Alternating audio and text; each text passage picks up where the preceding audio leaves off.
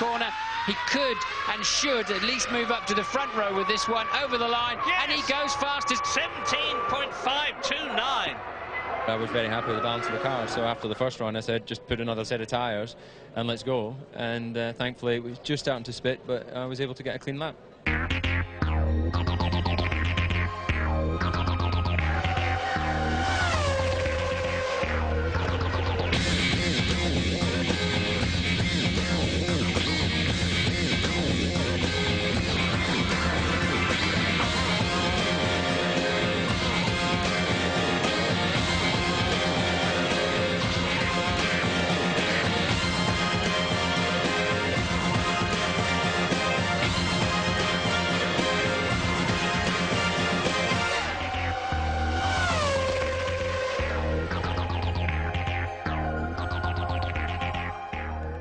It's race day at the legendary Nürburgring in the Eifel Mountains of Western Germany. You get all sorts of weather around here.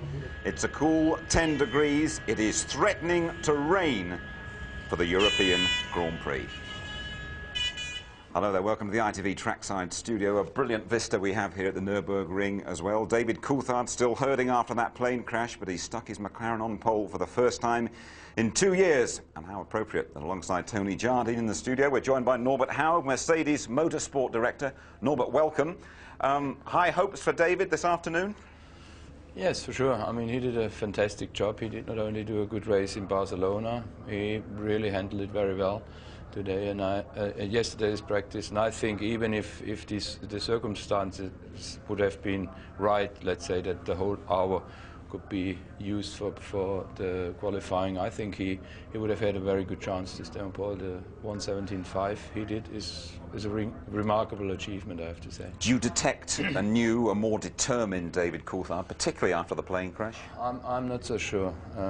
I think he was just underestimated, not by me, because I knew what the guy is capable to do, and he is a great race driver. He learned a lot, and we're working together in the 5th year right now, and he improved his performance continuously, and I think he even will be better in the future.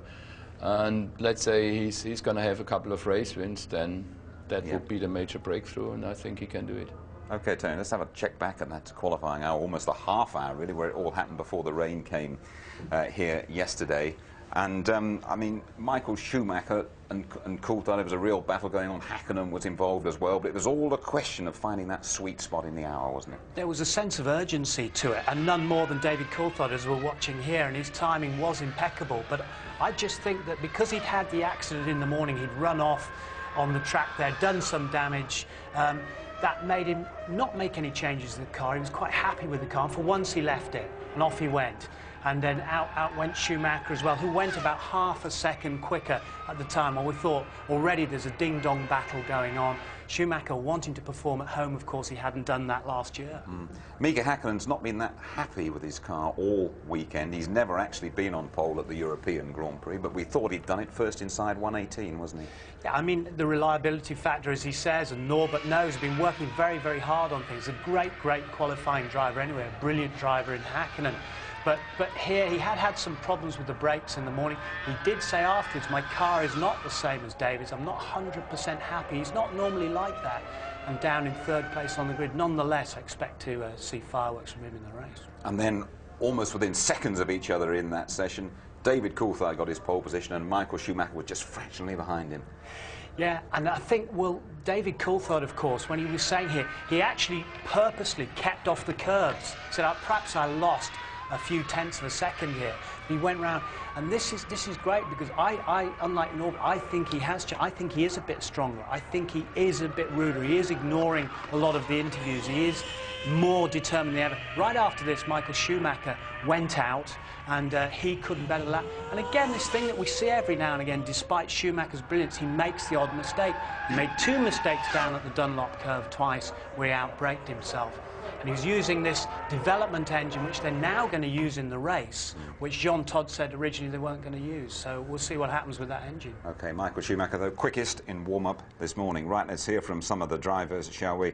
Starting with a rather downbeat world champion. My car just wasn't right. It just was not performing as it should have performed. And I was not able to maximize or to get the best lap time. Well, feeling comfortable. Second position is a very good start base for the race, and we have to get right the start, the strategy for the race, and the rest will happen. I feel good. No one's won from pole this year, but I hope I can be the first. So the grid, Tony. Yeah, well, I mean, this is the first pole for Coulthard since '98 in Canada. Schumacher not that happy, but he says get the strategy right from the front row of the grid.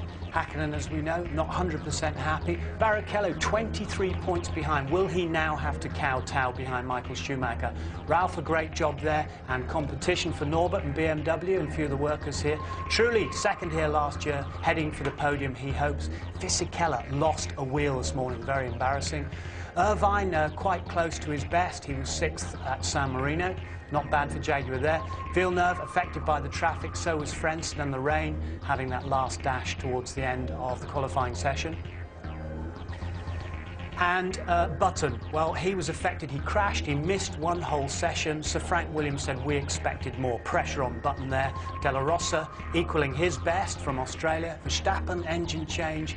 Wirtz, Pat Simmons, technical director, is in charge of his car, making no difference. Deniz, Herbert confused from the morning until the afternoon. He doesn't know why he didn't go quicker. Problems for him there in Jaguar.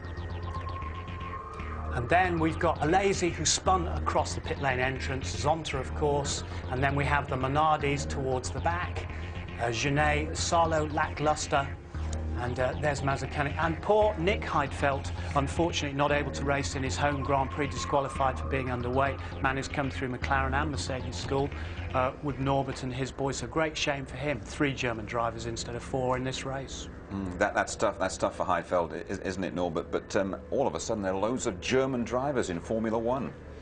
Yeah, well, I think that has something to do with the first of all Formula 3 series in Germany, which is very strong. It was created when we used to have the DTM. There was a lot of focus on it, and that's what we're going to have in the future again. DTM in together with Formula 3. We will have 33 cars, by the way, in this season. So we're going to have a strong series there, and the young guys, they just performed very well. Then, as you all know, they went in the junior school in Mercedes-Benz. Sure. Like Michael and Heinz-Harald Frentzen and Nick did. For Nick, this was again a character-building weekend, I would say. I mean, he did an outstanding performance. It was very long time, 6th, 7th, and then at the end, I think he was 11th or 12th or whatever. Like that, when he's and then, well, got disqualified because of underweight, and I think it was just a kilo or so. And this is really tough. But I think if you learn at the beginning of your career that things like that can happen, it makes you even stronger. And I think Nick is a guy who can cope with it. Okay, Norbert, thank you very much. And Tony, we're following Barcelona here. We always go to Barcelona and fear the worst a bit, don't we? But we had all sorts of incidents, particularly this stuff in the pits. It was a tremendous race. Michael Schumacher leading at this point, coming into the first pit stop. Now, Nigel Stepney there, the refueler and chief mechanic, he took over that job in '95 after a big pit stop went wrong for Berger. This went wrong. The lollipop man came up too quickly. 2 levers. The second man, Andrea Vicari, went in behind to pull the second lever. The lollipop man went as he immediately went to pull off the hose. He'd gone too soon. Stepney had broken his ankle, but the equipment had been damaged when it was wrenched off. So Vicari takes over, second pit stop. He's still in the lead at this point, quite critical, can't get the hose square on, loses about 10, 12 seconds, and of course loses the race in this particular incident. At the same time, could it damage, could fuel leak? We say it shouldn't. Okay, Michael Schumacher, he's got a slow puncture from a damaged bead on the rim, but look at this, the 2 Schumachers together. Very angry at the time afterwards, Ralph. He said it made no sense what he's doing, actually touching side pods, letting Barrichello go through there. So excited, not true. Look at from Barrichello's view, as the 2 brothers are squabbling, and of course afterwards there was a contretemps, but now there's nothing in it. Now this is a tactical block from Michael Schumacher when he was defending that second place. David Coulthard brilliantly shadowed him, 180 miles per hour, goes around the outside for a second time. He did it Barrichello. Now this is the ever-improving McLaren Mercedes, now winning the second 1-2 on the trot. 14 points they have reduced that gap to. Tremendous performance. Hacken very pleased with it, and he said this could be the turning point, and let's hope it was. It's a very exciting championship we've got on our hands now. Absolutely, thank you, Tony. Once again, then we've seen the importance of that pit crew and just how dangerous the job can be, particularly when the pressure is on. Watch carefully now with James Allen.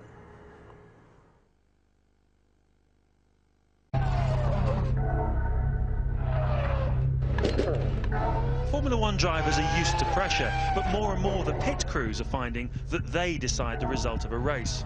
For the mechanics, a pit stop is exciting, difficult, and very, very risky.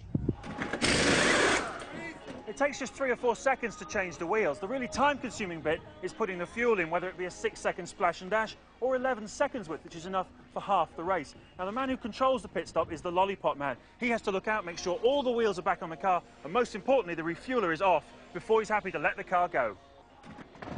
Sometimes it all goes horribly wrong, as in Spain 2 weeks ago. Schumacher in, leading the race. This pit stop is going to be absolutely crucial. In goes the hose, down goes the lollipop. New wheels and tyres on. Lollipop off, and oh, the hose was still in. The lollipop man thinks he sees the refueler pull off. He releases Schumacher. Too late, he realises his mistake, and the refueler breaks his ankle. So let's take you down to the pit lane and show you why it's such a risky business. As you can see, there are 2 of us doing this because it's so heavy, about 30 or 40 kilos when there's fuel in it. You put it on, I've not even got it lined up when it's stationary. Push down the black handle, there's a flow meter here, number of seconds going in of fuel. When you're happy, enough fuel in, you pull this handle back, get hold of this one and pull it away. Easy enough when it's stationary, but much more difficult when it's moving.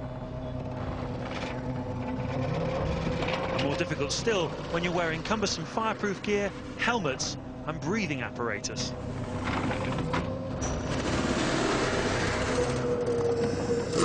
This helmet on, it's much more difficult to see what you're doing. The car comes in, I've got my mark, I put this thing up, it's on now, the fuel is flowing, 3, 4, 5 seconds and it turns you passing away, but pull back, pull away and he goes. Ferrari's accident has been a wake-up call for all of the teams in the pit lane. You do get complacent with pit stops when they come and go, and it takes something like that, and everyone's watched it a couple of times on the television, it takes something like that to actually re-emphasize how dangerous this whole thing is.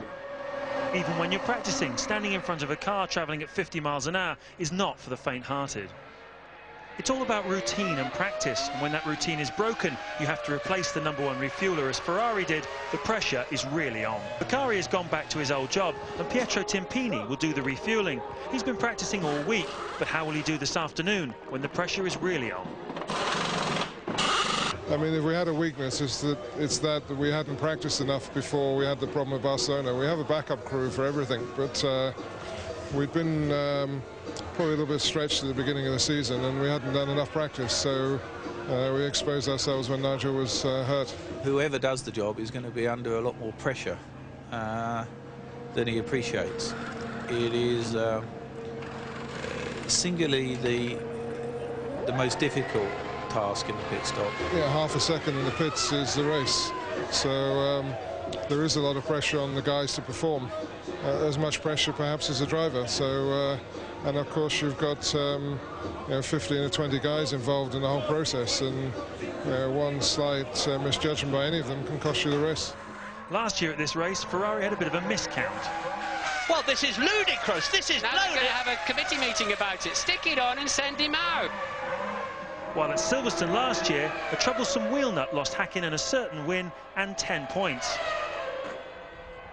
But with overtaking on the track so difficult now, places are often changing in the pit lane. The best feeling of all for a pit crew is when your handiwork means that your man nicks a place off his rival. Who's going to get away first? The Ferrari should be easily away first, and it is. Oh, that is so close. Well done. Amazing stop there from the McLaren boys. Watch out for more of the same here this afternoon. And our thanks to PAR for all their help in making that feature. Are the teams, the pit crews, a little bit more apprehensive, a bit more worried now after what happened in Barcelona? Well, you certainly have to know that it is dangerous, and you know, this is everything has to work together in the right, precise moment. Otherwise, it's dangerous. But our guys practice a lot, but you never know. I mean, there is a certain risk, definitely, but we just hope that that we can handle it. And I think our guys did a great job this year. And the last example was fantastic. I think that's how it should be. Okay, thanks, Norbert. You'd have heard the cars out half an hour ago to the start of the European Grand Prix. Let's just sample a lap, shall we, of the Nürburgring in Western Germany. We are around about 50 miles or so from Cologne, 3 miles each lap. That first corner so tricky. Remember Deniz flipping over last year. Here's Martin Brundle. It's Rubens Barrichello at the wheel of the Ferrari. Thanks, Martin. Okay then, Norbert, you know this place very well indeed. We can't work it out. We don't know what the heck's going on with the weather here. What do you think is going to happen this afternoon? Well, I think nobody knows. You know, you can know this place as long as you like. You cannot predict the weather at the Nürburgring. In a moment it's dry, but I'm sure there are going to be some surprises this afternoon. And even if you are born here, you know, the Eiffel keeps surprising you, definitely. Yeah. We've had a forecast. It says storms and high winds. How do you react to that? It's normal. Yeah. No, but wait and see. I mean, it depends. You need a little bit of luck. You need to be at the right place at the right time. And I think we are quite strong. And I have to say, McLaren. You're on a roll at the moment, aren't you? Yeah, they are, absolutely. And they're doing a great job. You know, everybody thought we are under pressure, but this is a great team. And no matter what happens today, we're going to be strong during the course of the season. I do not know whether we can be world champion again, but we certainly are going for it. And, well, we are quite relaxed on it. Thanks very much indeed for joining us today, Norbert. Okay. We appreciate it. Thanks. Thank you. Okay, then, well, there it is. Bit of rain for you, Norbert, before you go away. You can see it is all around here at the Nürburgring, and it rained about 3/4 of an hour ago pretty hard, and it looks as though we are into more of the same. Well, just looking back at last year's European Grand Prix, the form book was thrown right out of the window. The weather has always played a part. A British winner emerged from 14th on the grid. Yes, nice one, Frenson.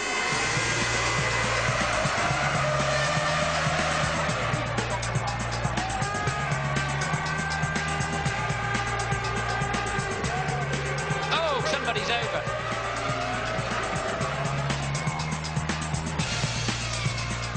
He's a lucky bunny. Umbrellas up. Here comes the rain.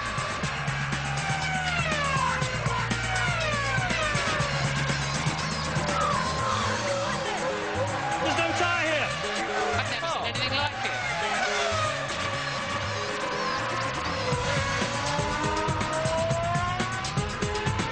Frenson stops on turn 3 and Eddie Jordan is gutted. Oh no, Coulthard off the road. David Coulthard has gone off. Wow, my God, this is unbelievable.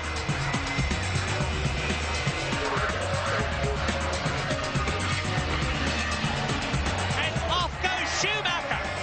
He's got a puncture, right rear puncture. Johnny Herbert leads the European Grand Prix. This is Manoa out of the race. It's 4th place, of course, he's just lost. So 3 World Championship points and what would have been a stunning 4th place in a Minardi. Johnny Herbert in the Stewart turns into corner 13 and takes the checkered flag to win. Oh, words fail me.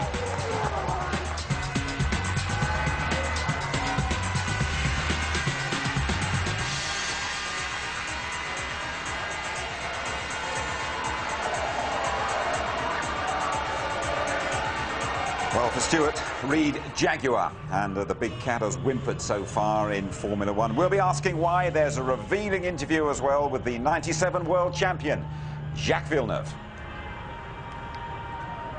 All for the first time in a couple of years, Nick Heidfeld The young German should have started his home Grand Prix in 13th place. His Prost, though, has been excluded for running underweight. In the 5th, the Martin Brundle's Inside Track Series, Martin has weighty matters on his mind.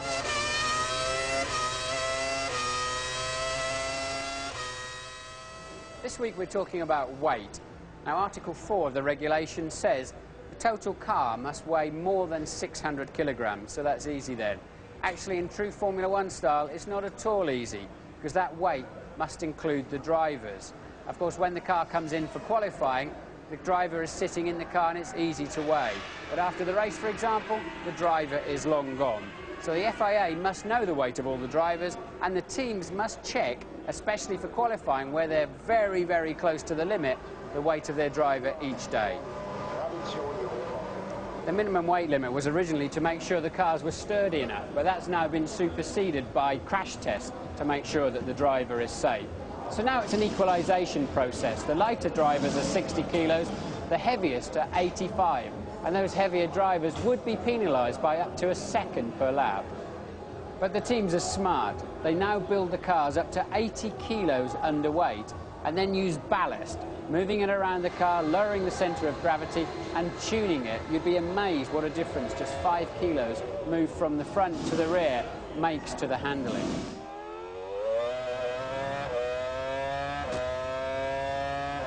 But Article 4.2 says that this lead must be sealable by the FIA for later checking and must need tools to remove it. It must be solidly fixed.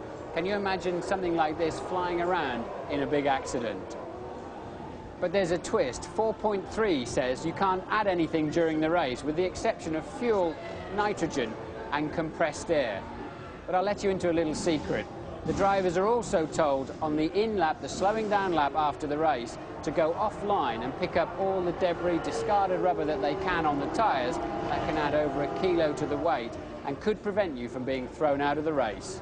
Weight is king in Formula One. Thanks, Martin. Eddie Irvine, 8th on the grid as Jaguar search for their first point. As Stewarts, they had their finest hour here last time round. Louise Goodman reporting. It was the crowning moment in Stewart's brief history. The team scored not just a maiden victory, but almost 40% of its 99 points tally at the Nürburgring. 8 months later, it's a different story. Stewart's out, Jaguar's in, and the scoreboard's reading 0.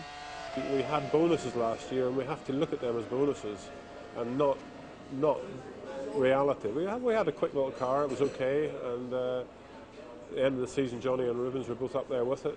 But it's a whole package. You know, generally, I don't believe we've done as good a job as a team as the other people have done as a team, even though we still have moved forward a bit. I think we were lucky that we had a good car, but everybody obviously has caught up and actually probably done a bigger jump than we have. I think we have a better car than we had last year, but I think other people have better cars, a lot better cars than they had last year. And of course, as you can see from the grids, it's so close, and 2 tenths can make a big difference on the grid.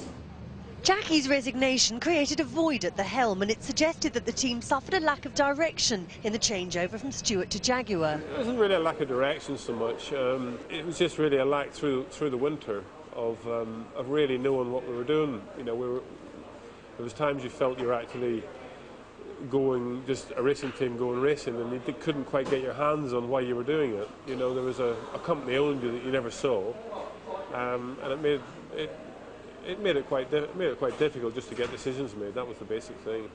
I think everything's being done that could be done at the minute, but it's not enough, and all our guys know it's not enough, but they can't do any more. It's a very small team, very limited resources, very small infrastructure, you know.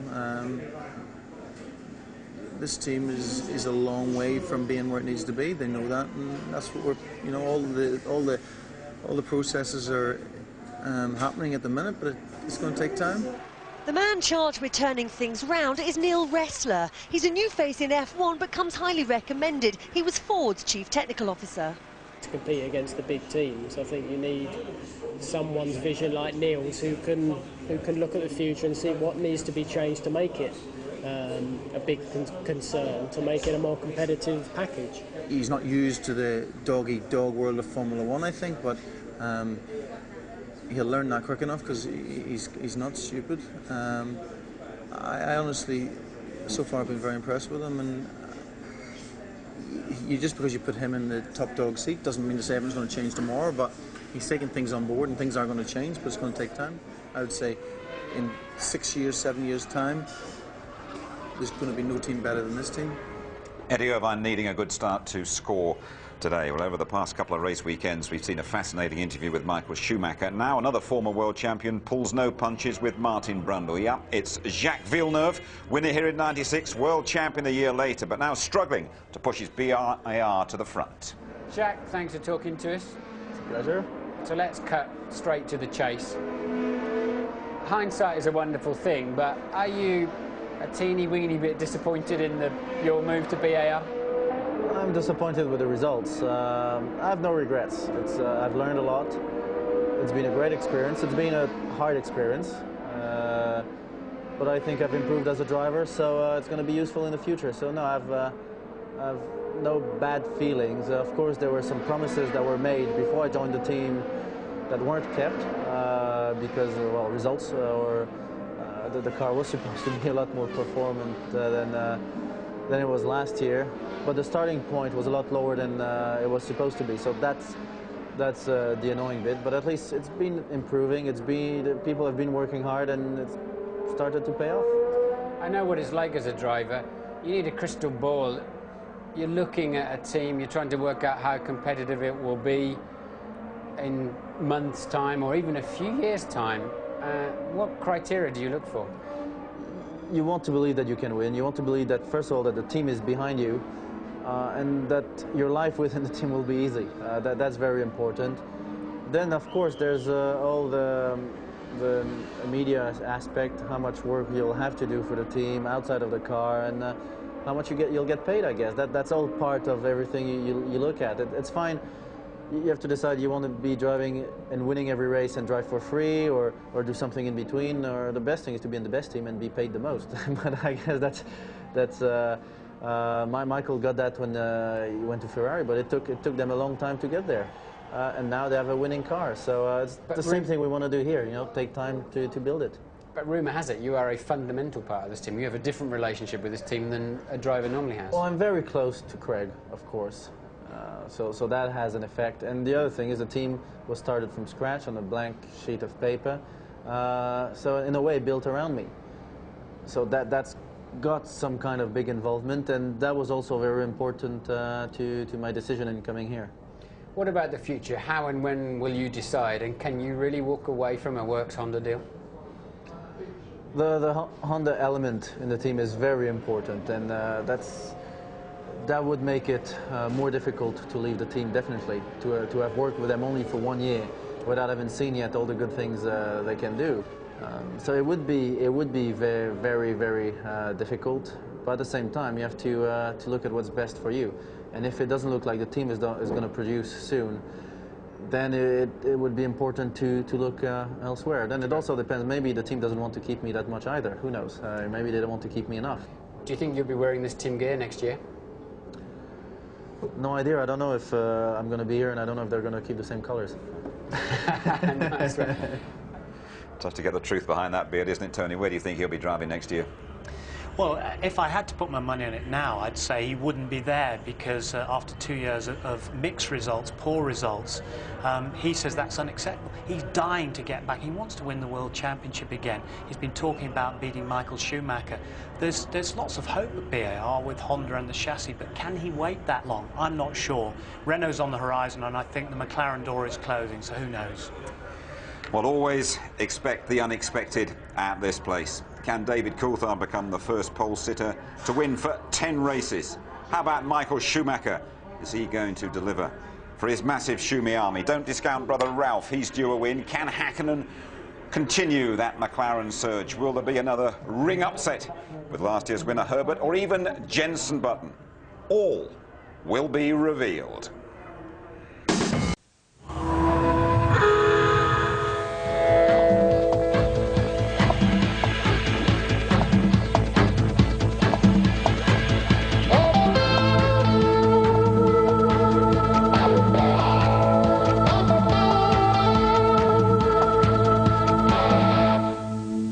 It's the European Grand Prix at Germany's Nürburgring. Whatever you do, don't miss the start and the 180-mile-an-hour dash to the first corner, the Castrol S. Rain and high winds are forecast within 20 minutes. Excitement guaranteed.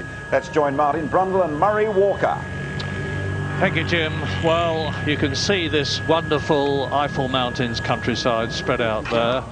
We're within sight of the fabulous old Nordschleife, the original Nürburgring, which was so revered by drivers like the great Juan Manuel Fangio, Tazio Nuvolari, Rudolf Caracciola, Achille Varzi, and many, many others. And now there's one of their German successors, Michael Schumacher's brother, Ralf. There's Michael himself. Second position on the grid, not entirely happy with it yesterday, but he made a brave show of it, saying I'm on the front row of the grid. But I said yesterday during qualifying what a wonderful thing it would be for David Coulthard, who has had such a terrible time recently, for McLaren, for Mercedes-Benz, for Britain and for Germany, if David got that pole position. Well, he did exactly that, the 9th of his career, the first of the year. He's been driving magnificently. After all, he has had 2 second places this year. He lost one of them through no fault of his own, through a problem with the car when it was checked. But he's also won the British Grand Prix, and he's well up in the World Championship, just 2 points behind his teammate Mika Häkkinen and 16 points behind Michael Schumacher. So David Coulthard is very much in the running from pole position for another win here to improve his World Championship position. But that's one of the men who's going to be trying to stop him, Mika Häkkinen, and of course not only Michael Schumacher in the Ferrari, but Barrichello, Rubens Barrichello in the second Ferrari. The front row of the grid, the 4 fastest drivers, the 4 best cars, 2 Ferraris, 2 McLarens, but let me mark your card straight away. 2 men to watch particularly at the start.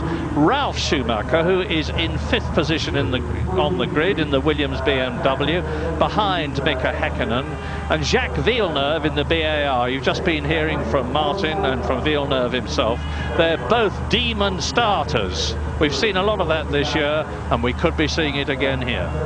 I think tactics are everything this afternoon, Murray. I think that we could well see 2 Ferraris that are going to be very active in the early part of this race. I think there could be completely different strategies between McLaren and Ferrari in how they're going to run this, how they're going to try and anticipate the weather. So we could see quite a strange first few laps, I think, as they shape up. Coulthard's fine, bit of adrenaline running through those cracked ribs, he'll be all right. And Häkkinen certainly seemed on a mission in this morning's warm-up. I don't think Michael Schumacher really was that disappointed with second on the grid. He's on the harder tyre, suits his driving style, suits the balance he wanted in the car, and we know them to be about 2 to 3 tenths slower on one flying lap than the softer tyre. So I think he felt that front row of the grid was probably just fine. So Michael is right. They've been changing the wings, the downforce settings down on the grid.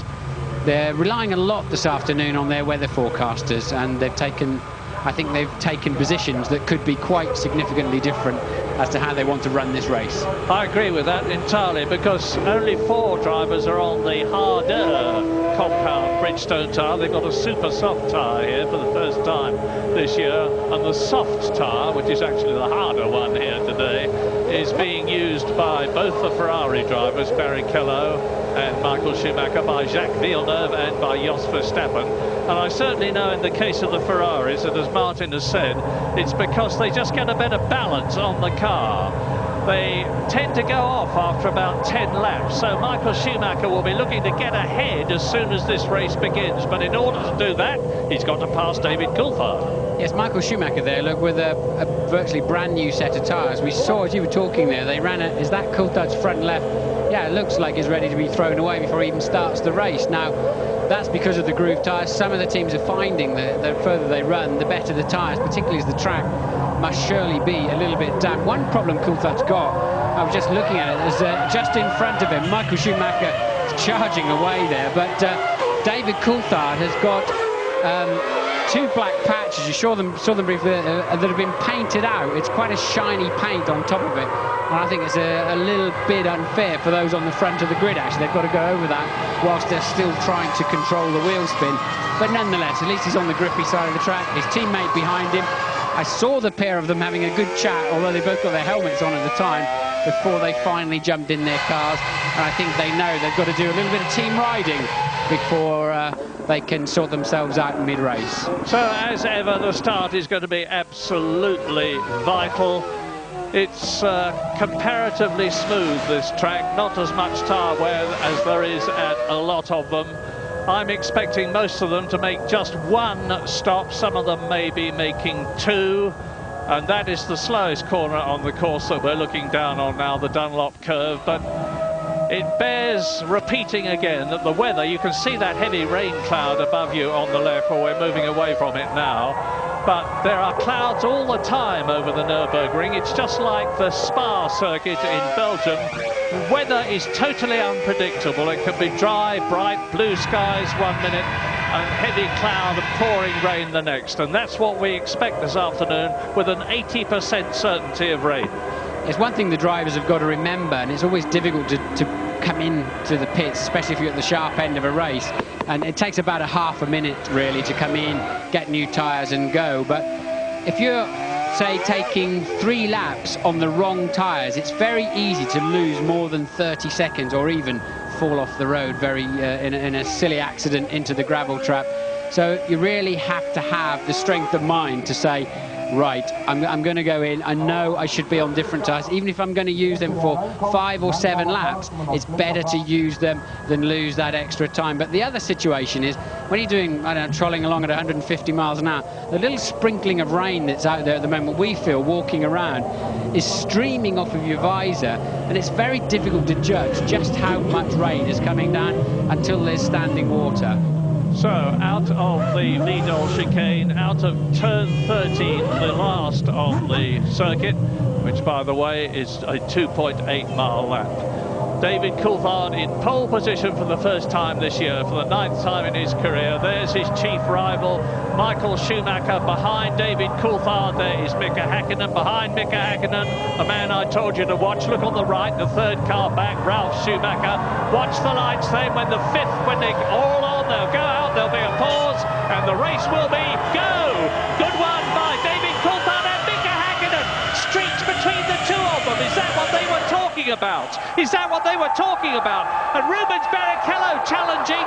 So Michael Schumacher in 2nd position between the two McLarens, and then Barrichello, off goes one of the Jordans, and somebody is trailing along at the back. It is Marc Genet in the Minardi, who's had a very late start.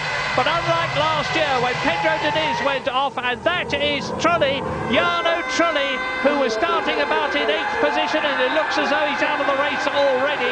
So it's McLaren Ferrari, and then behind you can see them as we ride with Heinz Harald Frentzen now, and they're climbing up out of the Dunlop curve up towards the left and right at turns 8 and 9, up to the big curve, the sweeping right-hander, that is turn 10, and now then the Vidal chicane. So they're pretty well spread out as they come towards us now, with Mika Häkkinen leading Schumacher, with David Coulthard down from 1st on the grid to 3rd in the race. Rubens Barrichello started 4th.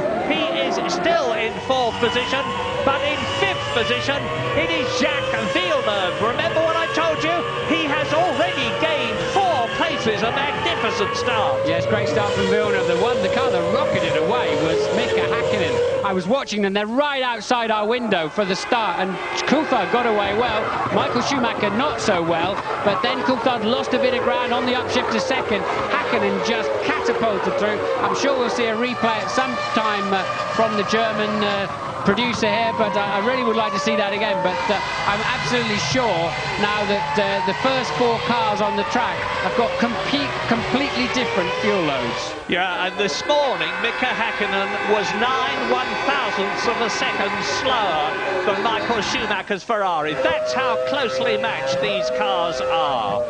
Now we are on lap 2 out of 67 laps is this race, and Jean Lacey is in 14th position, the man we're riding with, chasing Jenson Button in the Williams as Villeneuve goes through. Behind Villeneuve is Ralph Schumacher, who has been passed by the Canadian. Fisichella is in 7th place. Eddie Irvine is in 8th position in the Jaguar. So this start, and Michael Schumacher is now really challenging Mika Häkkinen. Yes, Michael Schumacher designed that corner when they changed this circuit. He loves that kind. We've seen him win races by overtaking into that Vidal chicane. It just suits his attacking driving style completely. So Michael will be shaping up there whenever he gets half a chance to have a look down the inside of Häkkinen. And he's the fastest man on the track. 1 minute 22.6. Michael Schumacher has just gone round in 1.4 seconds than the fastest lap last year, which was done by Mika Häkkinen. And Ralph Schumacher is hanging on behind Jacques Villeneuve. Here they come behind us. There's Villeneuve, Schumacher, Fisichella, but Michael Schumacher is now on a charge. Here is the proof as they come up towards us. Yes, Jenson Button having a bad start, now dropping down another place on that last lap, down to 14th. Johnny Herbert down in 18th and running last but 2. Here's a replay of the start. There's the wheel spin. I can see black lines outside my window off the grid. Here we go now. And Häkkinen just got the absolutely perfect start from 3rd on the grid. The others are away reasonably well. Look, and just rockets through the middle. We've heard that Frenton has blown up somewhere around the racetrack as we're watching this replay. And look at that, the perfect getaway from Häkkinen. How he and Michael Schumacher didn't touch, I'll never know. And then Coulthard having to defend what became 1st down to 3rd from Barrichello. Well, let's repeat the fact as you watch the Sauber of Pedro Diniz go off the track. And here is Frenton retiring, and his teammate Jarno Trulli is already out of the race. Well, you can see what the problem is there. His Mugen Honda engine has obviously had enough already. So both Jordans are out of the race, and we're only on lap 4 now as Frenton waves to his countryman, and Häkkinen comes towards us. Schumacher 2nd, Coulthard 3rd, and look at the way that Michael Schumacher is pushing the McLaren in front of him. And I remind you, Michael Schumacher is on the harder tyre. Mika Häkkinen's got a beautiful balance on the softer Bridgestone, and he's definitely got the advantage at the present moment, notwithstanding the fact that Michael Schumacher has made the fastest lap. In 7th position behind Ralph Schumacher, it's Fisichella. 8th is Eddie Irvine. 9th is De La Rosa in the Arrows. Verstappen is 10th in the second Arrows, and Schumacher is continuing to harry, push, get his front wing right under the rear wing of Mika Häkkinen's McLaren as they storm round this track.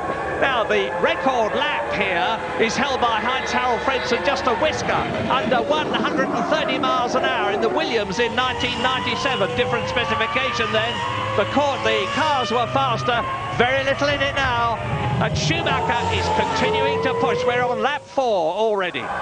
Yeah, Schumacher's got the faster car, and I'm sure his game plan did not include Mika Häkkinen rocketing off of 3rd place on the grid, because I think now, if we're right about the fuel load on this Ferrari, Michael Schumacher really expected and needed to be zooming off into the distance. A man probably quite content at the moment is Coulthard back there in 3rd place, if he's running a lot of fuel.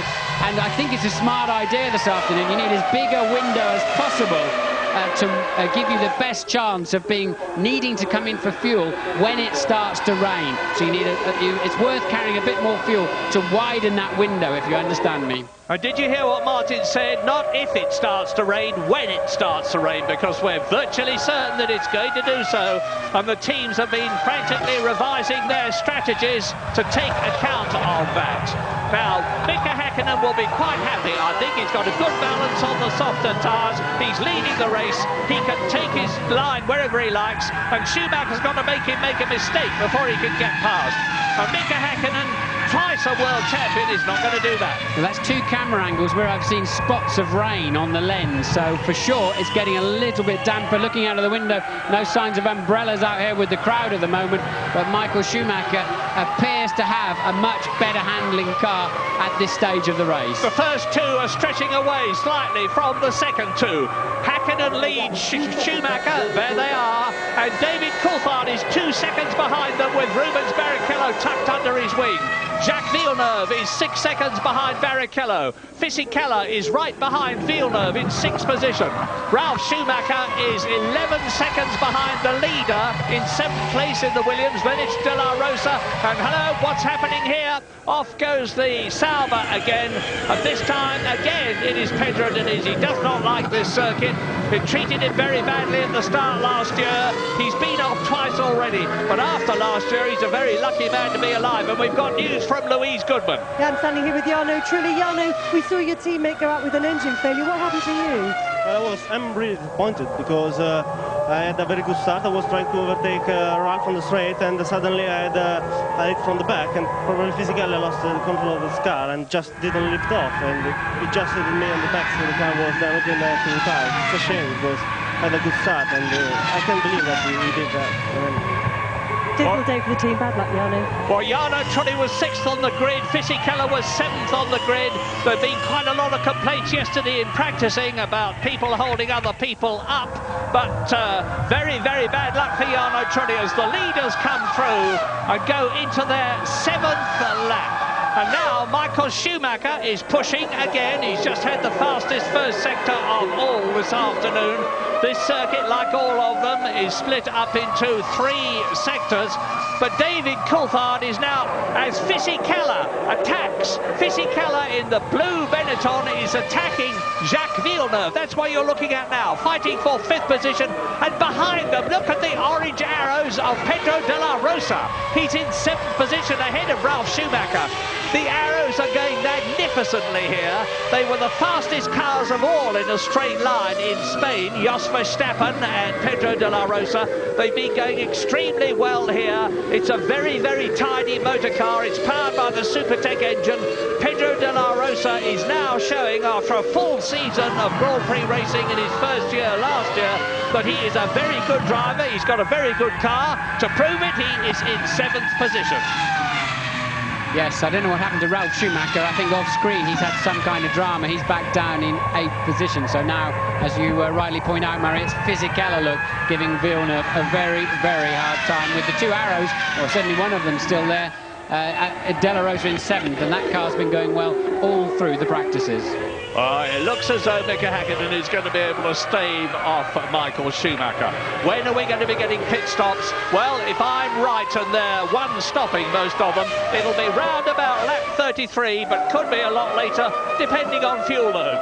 Yes, a new fastest lap of the race from Coulthard in 3rd place. So he's clearly finding, as his fuel load goes down, his balance is coming back to where he needs it. Hakkinen and Schumacher level pegged at the front on a 122.3. Now, I have to say, Martin, I'm a bit disappointed this year in comparison with expectations with Rubens Barrichello. Yes, he was 2nd in Australia, but and he was 3rd in Spain, but he just doesn't seem to have been on it the way that Michael Schumacher has been. We're riding with Barrichello now. He's in 4th position in the Ferrari, and he's 1.5 seconds behind David Coulthard's McLaren, which is the car that you can see ahead of us. And Rubens just does not seem to have been able to get the balance right on the Ferrari. I've got absolutely no doubt that the cars have got equal specification. And there you see Schumacher's Ferrari. You can see that he's still right up with Mika Hakkinen. They're coming through to complete the 8th lap now in this 67-lap race. Hakkinen leads Schumacher. They are 2.2 seconds ahead of David Coulthard, just going over the grid now. Barrichello in the background is 4th. The next man through is Jacques Villeneuve. 6th position is Fisichella. They are still virtually tied together. Yes, another new fastest lap now, this time Michael Schumacher, but it's very, very close, still a 22.2. So Schumacher edging ever, ever closer to Hakkinen.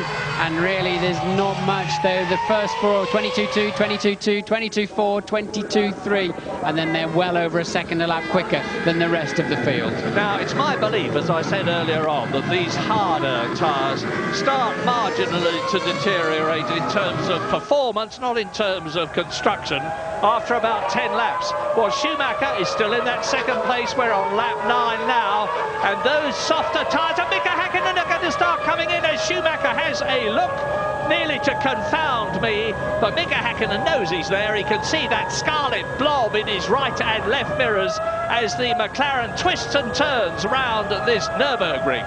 Well, we've seen Michael Schumacher hounding Häkkinen before, and he has not been able to force him into a mistake. Maybe the Häkkinen of the old days would have, but this Mika Häkkinen, I have to say, is very, very rare. You see him making unforced errors, so Michael is darting around the track, just trying to distract him at any possible opportunity. 133 Grand Prix behind Mika Häkkinen. He's got a lot of experience with Lotus originally. Here is Coulthard third, Barrichello fourth, and Sauber are readying their wheels and tyres for a stop. Now, is it going to be for Mika Salo, who is in 15th position, or Pedro Diniz, who is 19th? And look at De La Rosa in the orange arrows. De La Rosa right up behind Jacques Villeneuve. De La Rosa is 7th, Jacques Villeneuve is 6th, and Fisichella has moved up into 5th position in the Benetton. It's fast and furious behind the two batches of two which are leading this European Grand Prix. Häkkinen, Schumacher is the first batch of two. Coulthard, Barrichello is the second, and then Fisichella, Villeneuve, De La Rosa together. Yes, I saw Coulthard make a mistake in the first sector of this lap, but there's definitely more rain coming down at the moment. And Barrichello right up the gearbox. He's not in view, but Barrichello, you're watching Häkkinen and Schumacher. Just behind that is Coulthard, just ahead of the sister Ferrari of Michael Schumacher. Rain right behind him, so definitely more rain coming down. And I'm looking to see if Barrichello made any kind of move on Coulthard for third and fourth place. Now, we had a Formula 3000 race yesterday, absolute mayhem. When the rain came down, this place turned into a skating rink. The asphalt is smooth, and these tyres have got minimal grip when it gets wet, and you've got to have a feather touch on the throttle. 800 horsepower behind each of these drivers, and they're absolutely on the ragged edge of sticking on the circuit when it's dry, never mind when it's wet. And you saw confirmation of what Martin said. Barrichello is right up with Coulthard. And the Ferrari is definitely working better in these tricky conditions. Both Ferrari drivers able to put, and this is how Fisichella took Villeneuve. Villeneuve couldn't find traction out of the Vidal into the Coca-Cola, the last turn. Fisichella, neat, tidy, smooth, decisive, right up the inside. And as we know now, De La Rosa then starts applying pressure to Villeneuve. James, what can you tell us? Well, Martin, of course, Michael Schumacher is on the hard of the two tyres, and we saw last year that as the rain falls and you get more and more standing water, they perform much worse than the super soft tyres which Mika Häkkinen has on. So at the moment he's doing well, but as more rain falls, and I can tell you it's falling more and more steadily now. Tremendous atmosphere here. James, Michael's got a real run on Häkkinen. Häkkinen's going to have to defend his line, otherwise Schumacher's going to outbrake him. Well, you made that too easy there, Mika. You had to defend that. 400 metres, 400 metres earlier. Too easy for Michael Schumacher. No good having a look now. Well spotted, Martin. Beautiful, beautiful drive by Michael Schumacher, who has to make... Häkkinen gives way. The Ferrari mechanics wave in delight. So now it is Ferrari, McLaren, McLaren, Ferrari, and that yellow and red flag is to indicate that the circuit is getting wet. They'll know that. They'll see these raindrops coming towards them and bouncing on their visors. And now, remember, Michael Schumacher is the absolute rain master of Formula One. One of the greatest drives I've ever seen as we see this replay of Michael Schumacher diving up the inside of Mika Häkkinen, who has to stay out. Tuck in behind the Ferrari as they come into the chicane. And that is where Michael Schumacher brilliantly passed Jean Alesi's Ferrari years ago when Schumacher was with Benetton to win the European Grand Prix, because Schumacher has won this race twice already, 94 and 95. So you'll see the red and yellow striped flags waving, normally referred to as the oil flags, but actually it's the slippery track flag. And Michael Schumacher, he may have slightly harder compound tyres on, but he is excellent in this kind of situation, second guessing how much grip there's going to be in a corner before you arrive. And now when they're passing over some sections of the track, now this is Barrichello behind Coulthard.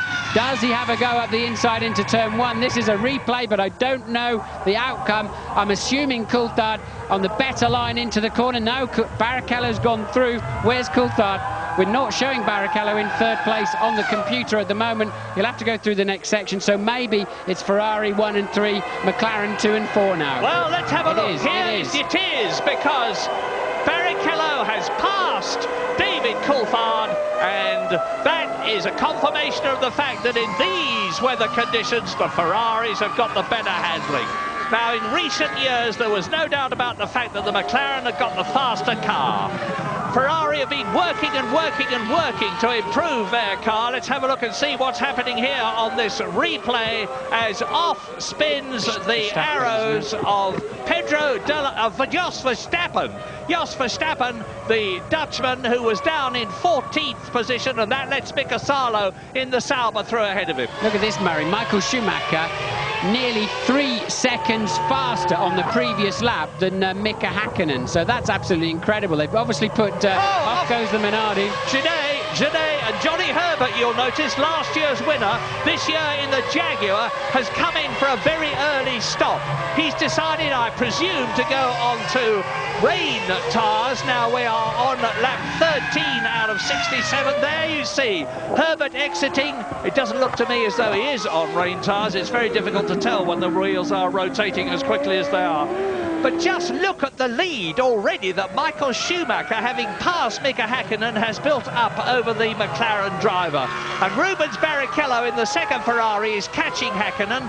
He was about 5 seconds behind him. He's now 3.3 seconds. There is Hakkinen looking visibly, to me, slower than Schumacher and Barrichello as he rounds turn 13, followed by David Coulthard. Yes, now remember what I said at the beginning of the programme, that if you go 3 or 4 laps losing 10, 12 seconds a lap, then you may as well be on the other tyres. Now which they're doing, they're now 14 seconds off the dry pace that they started this race at. Maybe they should be in, coming in. Yes, I think they should now be in, getting some wet tyres on. But a lot of them are hanging on. Now is the moment for some wet tyres. But the problem is second-guessing the weather. Will it stop raining and dry out immediately? I think they should now be in for wets, and I'm expecting them anytime soon. As De La Rosa's 7th challenger, here is Verstappen coming in the arrows. Behind him, Mika Salo in the Sauber. And behind David Coulthard, who is in 4th place, Fisichella is on his own in the Benetton, but what a struggle behind him as off spins again the Minardi. This is a replay of Marc Genet, Jacques Villeneuve, De La Rosa, Eddie Irvine in the Jaguar, and Ralf Schumacher are absolutely together on the circuit, fighting for 6th position. There's 6th, 7th, 8th and 9th, but 4 car lengths covers them. As Genet, who has spun off and lost his front wing, you see, comes in for a new nose cone and wing assembly. Michael Schumacher leads on lap 14 out of 67, 53 laps to go. Well, Schumi stayed on the racetrack. I mean, I can't see where the weather's coming from, but Schumi's decided to stay. I mean, he's barely on the throttle as he comes over the line. Let's see his lap time. It's a 41. That's 19 seconds slower.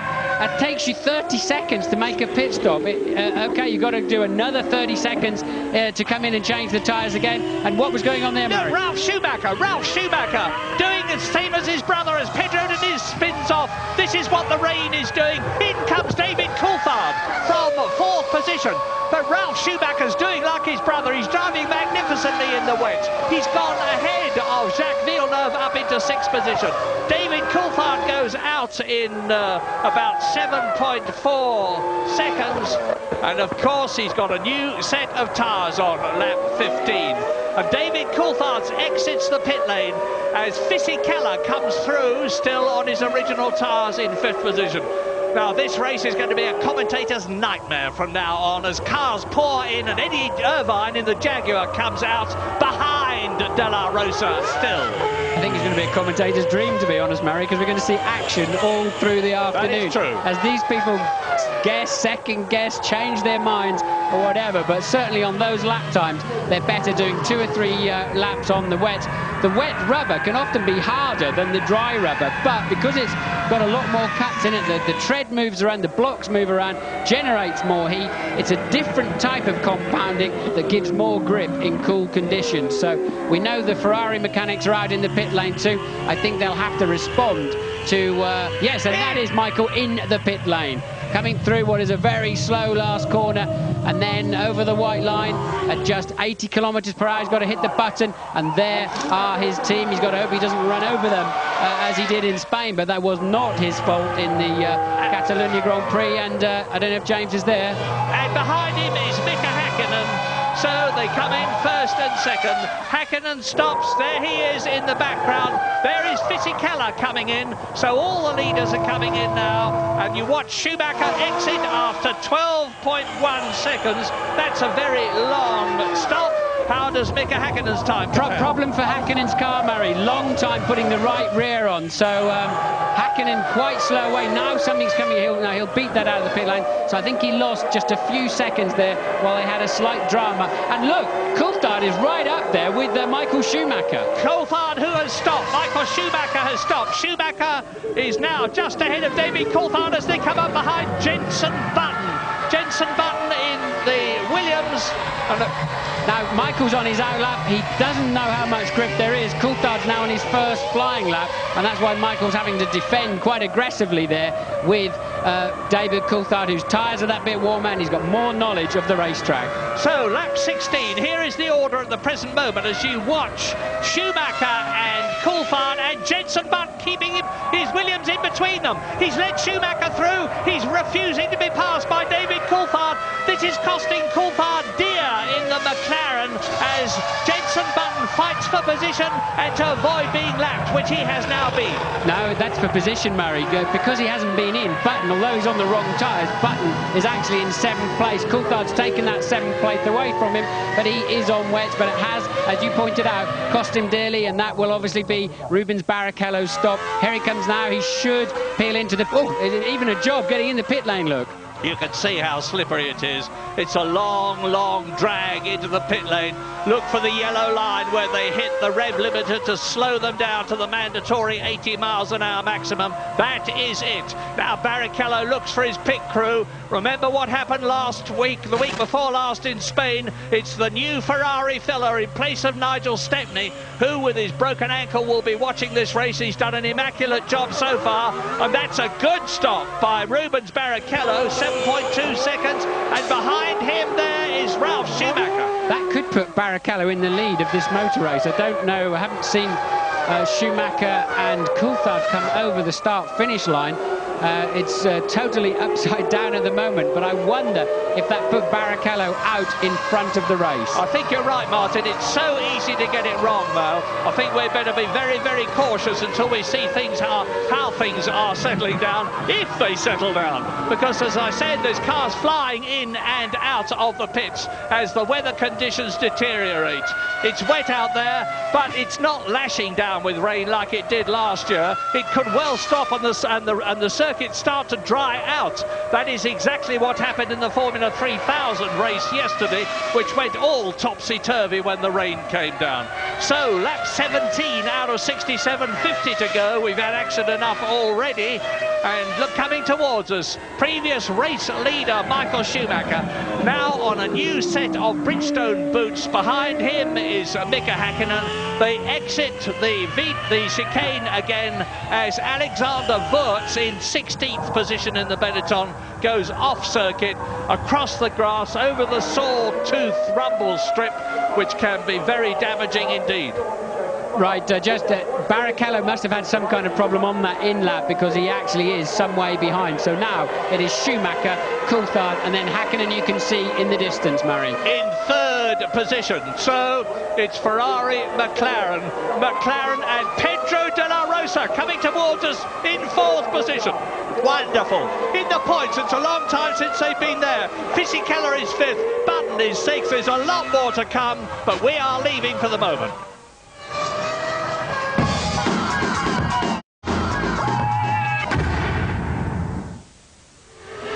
Lap 19 out of 67. What a motor race this is, as Michael Schumacher in the Ferrari leads David Coulthard by 7 seconds. But Mika Häkkinen, the second McLaren, is catching Coulthard. A fantastic battle for fourth place between Pedro de la Rosa in the Arrows and Fisichella in the Benetton. And Eddie Irvine is in sixth position for Jaguar. In the points for Jaguar, Jos Verstappen, Arrows, seventh. Barrichello, Ferrari, down in eighth position. Johnny Herbert, the second Jaguar, in the top 10. He is ninth, and 10th is Ralf Schumacher. Yes, well, whatever kind of problem Barrichello had on his in-lap, that's put him down in eighth, as you've seen. And just coming up now to pass Verstappen, and Verstappen may just cut across his bow there, and Barrichello realising that and giving him plenty of space. He's going to get better drive out of the corner, and now surely the next corner is Barrichello's to take seventh place. He's got more grip. No, Verstappen's not going to make it that easy for him. A nice piece of driving, Jos. So Barrichello's going to have to work to come through the field. The man who's taking it too easily, he's too cautious, is Coulthard in second place. Remember, Murray, he went off in this, leading this race easily last year by pushing too hard in the wet. Right now, I don't think he's pushing hard enough. He's losing a couple of seconds a lap to Michael Schumacher, and Häkkinen is catching him about a second and a half per lap. This is fantastic motor racing. Sixth on the right, Eddie Irvine, Jaguar. Jos Verstappen, seventh. Rubens Barrichello in the Ferrari, eighth. Now they are fighting each other. I could hardly believe my ears after Spain when I heard people complaining about the two Schumacher brothers, Ralph in the Williams and Michael in the Ferrari, having a battle for position. It was great motor racing, and that's exactly what we're seeing here. Absolutely on the limit. As David Coulthard is being caught, as Martin's told you, by Mika Häkkinen. James Allen, what's the news? Sensational atmosphere down here in the pit lane today, Murray. Just looking at the pit stops, Coulthard stopped for 7.4 seconds. That's not a lot of fuel to go on board, but I think he had quite a bit at the start. Now Schumacher stopped for 12 seconds. That's enough fuel for 35 laps, but he had very little fuel at the start, so they're roughly on the same sort of fuel load at the moment.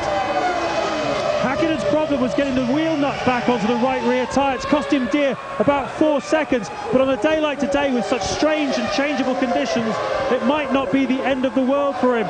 But obviously, Ferrari and McLaren both think it's going to rain now for quite a long time, at least the next half an hour or 40 minutes. This race is far from over, and we definitely will have more pit stops. And Häkkinen goes through, passes David Coulthard. Häkkinen's been lapping 2 seconds a lap faster than his teammate. He's got the bit between his teeth now. He's going for it. He's back into second position. David Coulthard there, the pole position man, goes down to third position. But Mika Häkkinen is some 12 seconds behind race leader Michael Schumacher on lap 21. David Coulthard was looking down in the cockpit there at some point, but normally he's the man in the rain. He was he's normally absolutely flying. Remember Manicourt last year, where he just scampered off into the distance, and even here. And look, Coulthard, I think he knows that his teammate was much faster than him, gave him plenty of space to pass him going up into turn 7. So Coulthard may be carrying some kind of problem. Normally he is faster than that on a wet track. Yeah, I remember that David Coulthard has actually got 3 broken ribs. He's recovering from them. He's a lot better than he was in Spain. But the fact is that he's got 3 broken ribs, and it's a tremendously demanding situation physically that it's in now, as the Ferrari of Michael Schumacher scythes its way through the field. He is now up behind Pedro Diniz, who is 18th. He's lapped Mazzacane. In fact, he's passed Pedro Diniz. Yes, I think Coulthard lost 5 seconds on the last lap, Maris. I think his problem is more than a few spare ribs in there that are not doing their job. So Coulthard carrying some kind of drama in the car.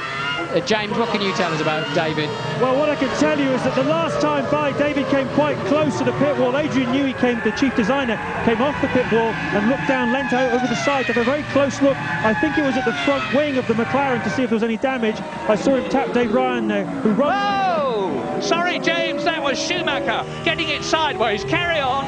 I saw him, this is amazing, isn't it, Murray? I saw him tap Dave Ryan, who runs Coulthard's race effort, on the shoulder and say, it's okay, Coulthard's car is okay. Well, it may be okay, but it's not quick enough to hold that second position. We're on lap 23 now. Now, this is going to be a replay of Rubens Barrichello coming up behind Pedro de la Rosa and Eddie Irvine to try and gain track position. I've said so far, it's Verstappen, actually, I apologise. I said that Barrichello has been the disappointment of this race for me so far because he is down in 7th position.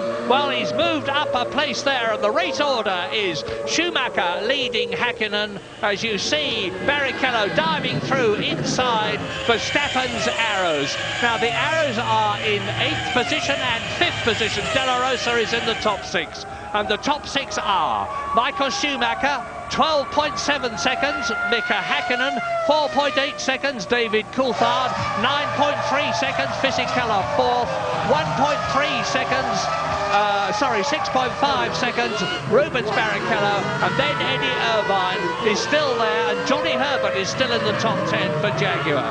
Now, Johnny Herbert is fighting to maintain his place in the Jaguar team next year. He really wants a good result. Well, of course, he always wants one. And last year, he got one here because he won the race in appalling conditions. Look at the track, look at the distance between Schumacher that you've seen go through, and here is Mika Häkkinen. Comparative lap times, well, Häkkinen is lapping nearly 2 seconds faster at the present moment than Schumacher. This lap's about the same, though, and remember, Michael had to pass the car on the previous lap, and he got well out of shape, as we saw for ourselves. So I think at the end of this lap, we'll see Michael has done a 30.4, and Mika a 30.5, so the gap remains around 12.9 seconds. Well, interestingly, in terms of the Constructors' contest, which Ferrari lead McLaren by 7 points, both the Ferrari and the McLaren teams are on 10 points. That's a replay of Michael Schumacher going into the chicane and nearly, but not, losing it. Michael Schumacher is on a potential 10 World Championship points, and that would increase his lead over Mika Häkkinen. We're going for a break.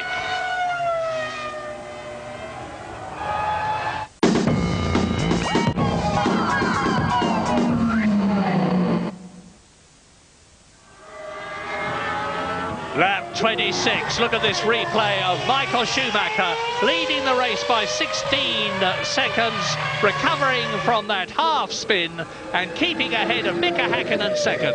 David Coulthard is now 25 seconds behind the race leader and being caught by 4th place Fisichella. 5th is Rubens Barrichello, storming his way up from 8th in the second Ferrari. Pedro de la Rosa is 6th for Arrows in the points. Eddie Irvine is 7th for Jaguar. Jos Verstappen is 8th for Arrows, so both the Arrows are in the top 8. Johnny Herbert is now in 10th position because he's been caught and passed by Ralph Schumacher. Now, Jenson Button is in 14th position. Retirements, only 2 so far, and sadly it's the 2 Jordans. Jarno Trulli went out right at the beginning, and Heinz-Harald Frentzen had a major engine blowout, and he went out very early indeed. So Michael Schumacher, the reign master of Formula One, the man who's shown us time and time again what a genius he is in the wet, like the Spanish Grand Prix at Barcelona, like the Monaco Grand Prix, is now in a secure first position and lapping faster than the man you're looking at, the twice world champion Mika Häkkinen. Yes, the McLarens are off the pace in the wet conditions, no doubt about it. The man to watch is Barrichello, who's scything his way back up the field, was 8th, is now 5th, catching Fisichella ahead of him at 1.3 seconds a lap, and the pair of them are catching David Coulthard, who is just 8 seconds behind Mika Häkkinen. So the 2 McLarens have got to find some kind of pace in these tricky conditions if they want to keep anything near to these podium positions at the end of the day.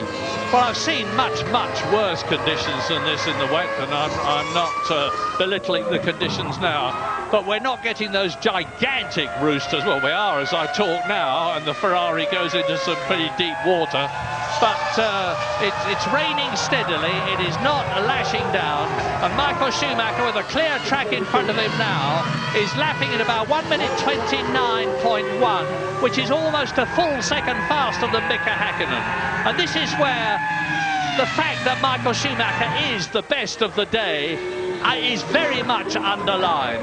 And there is, you can see the arrows being chased very hard indeed by Ralf Schumacher's Williams. That's Verstappen in 8th position. Ralf Schumacher in 9th position. Behind them is Johnny Herbert. Ahead of them is Eddie Irvine. And we're hearing news that Schumacher may be coming in. Ralf Schumacher may be coming into the pits. This is the 28th lap. This is what I was talking about having enough fuel on board to have a decent window, because there's nothing worse than having to come in to change your tyres and then several laps later coming in again to put fuel in the car. It's a double negative, but often there's no way around it unless you run the car just ridiculously heavy at all conditions. And now with Barrichello into 5th position and on a potential 2 World Championship points, Ferrari have got potentially more points for the Constructors' Championship here in Europe than McLaren have. Barrichello is doing a superb job, and so is Verstappen, because Verstappen in the orange arrows pursued by the white Williams of Ralf Schumacher, who tries to go through on the inside and has to run wide as Verstappen retains his line. They're both closing up on Eddie Irvine and the Jaguar, who's holding that 7th position. It's quite conceivable that here, for the first time in the year 2000, well, first time ever, we're going to see a Jaguar get a Formula 1 World Championship point. Fingers crossed. The problem is for the driver in front, unless you're in a very slow corner where the spray just curiously just fades down and all of a sudden you can see what's going on around you and see something in your mirrors at any kind of speed over, let's say, 70, 80 miles an hour, you cannot see a thing behind you. So if a driver takes a stab at you unexpectedly, it's so easy for you just to drive in and take your normal line, especially in these conditions where you're really needing maximum concentration on the few meters of track ahead of you, rather than in the dry where you're looking down the road a little bit further. Well, 16 seconds is the gap now between the man you're watching, Michael Schumacher. He has already won 3 Grand Prix this year. There is Mika Häkkinen, who's won 1. Schumacher, of course, did the hat-trick, got the treble, the first 3 races in Australia, Brazil, and the San Marino Grand Prix at Imola. Then David Coulthard won at Silverstone in those appalling weather conditions for the people who were trying to get there, although the track was dry. Remember that. This is the first wet race we've had this year. And then Mika Häkkinen won in Spain. So it's 3 to Ferrari, 2 to McLaren so far. And the World Championship well and truly alive, but not this race for Mika Salo, because he is out of it from 13th position. His teammate Pedro Diniz, 17th now, has been lapped. Something yellow in the gravel trap there as well, but I don't think it's a piece of Salo. I think it must be a piece of somebody else. I think it's his nose. Oh, I was going to say it's his nose cone, but it's off something else. Something else early in the race, but there's no way out of there in a Formula 1 car, that's for sure. Mika Salo in a much improved Sauber this year, but their usual problem is that they start well and then start to deteriorate with a lack of development. But they've changed the management personnel and the technical personnel at Hinwil in Switzerland, and things were actually looking much better for Sauber, but not here at the moment, as David Coulthard in 3rd position is seeing, or will be seeing soon, Giancarlo Fisichella in Benetton, the man who was 2nd in Brazil, getting closer and closer to the McLaren. There's about half a second in it. That yellow car is Mazzacane, who has been lapped. Coming towards us now, there is Fisichella, and behind him Rubens Barrichello. Now Barrichello, I remind you, has come up from 8th to 7th, from 7th to 6th, from 6th to 5th, and that's where he is now, and he's having a go at Giancarlo Fisichella's Benetton to move up into 4th position and get himself another World Championship point if he can stay there. Rubens Barrichello, of course, is no slouch in the wet. Remember how well he did at Monaco as Eddie Irvine battles battles with Jos Verstappen's arrows, and off they go. And that's Irvine and Schumacher. Ralf Schumacher out of the race. Ralf Schumacher out of the race as he was hit.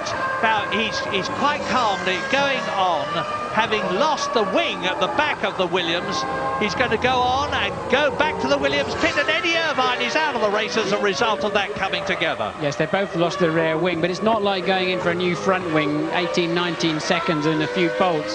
The rear wing is fixed much more rigidly and in a more complicated way to the car, and effectively, and this is how it all started, look, with Verstappen defending his line, Irvine having to get out of it. They just touched, look, Irvine spinning, Ralf almost really just an innocent bystander and just clips the rear wing as he spins around, and you can see then Johnny Herbert slicing through. So Ralf there, he probably should have seen this one coming a little bit more, but Eddie getting in deep.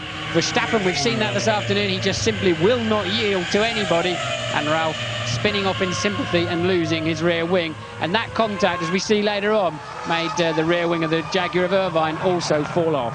And it means that Johnny Herbert has moved up 2 places. He's only... Oh, and that is Jos Verstappen. No right front wheel.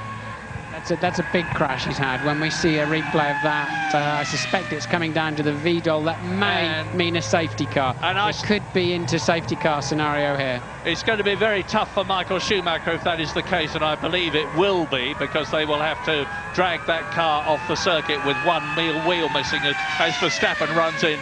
It will mean that the hard-won 17-second lead that Michael Schumacher currently has over Hakkinen. Let's have a look and see what happens on the replay here as Eddie Irvine loses the rear wing-less Jaguar. No downforce, of course, so there would be no grip at the back. It just spins out and into the gravel track. Eddie would not have known his rear wing had gone missing as he went into that corner. He'd have been more surprised than anybody when that happened. We just got no signs of any safety car, so maybe they're happy to recover that car under waved yellows.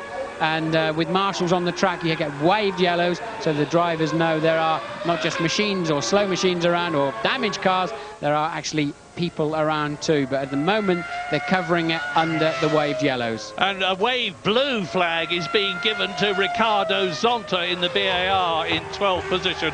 And that means there's somebody faster coming up behind you who wants to lap you. Get out of the way. And that's ever likely to be well, it is now. Michael Schumacher is past Zonta. So here we are, lap 32, which is just about getting on for half distance. Michael Schumacher that you're looking at with no signs of the safety car coming out, to his immense relief, not that he'll know about it, is 18 seconds ahead of Hakkinen, who is 19 seconds ahead of Coulthard, who is 7 seconds ahead of Fisichella, who has got Barrichello right behind him in 5th place. De La Rosa in the arrows is still in the points at 6th. Johnny Herbert, Jaguar, is 7th, and remember, he won the race last year for Stewart. Jacques Villeneuve is 8th, Valesi is 9th, Button is in 10th position, Alexander Wurz is 11th, and Ricardo Zonta, 12th, has been lapped. One of those days for Jenson Button to hang around, because he could get a point, even though he's had a difficult race. I think there was some kind of drama on one lap where he lost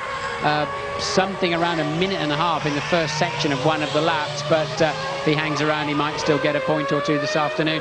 You saw a rider on the back of a scooter while Murray was talking. I think that was a quick shot of Ralf Schumacher getting a lift back to the pit. He clearly decided, and Barrichello is through. Barrichello is past Fisichella, and now he will just home in on Coulthard, who's clearly nursing some kind of drama because he's 2 to 3 seconds off the pace of the leaders, and Barrichello will now just zoom into the back of Coulthard's McLaren. And as I've said before, we can surmise that David Coulthard in 3rd place has got a problem. We don't know what it is. Ferrari will know, McLaren will know, of course, because they will be in radio contact with. This is a replay as they come up to the chicane of Fisichella, seeing Barrichello dive up the inside of him. The Italian yields, and away they go.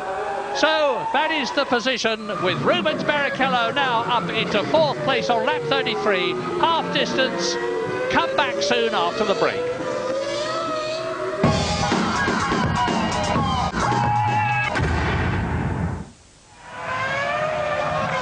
Lap 35, Michael Schumacher is the leader, and here is the Ferrari pit crew waiting to get the Ferrari in. Here is Michael Schumacher, and here is Rubens Barrichello in the second Ferrari.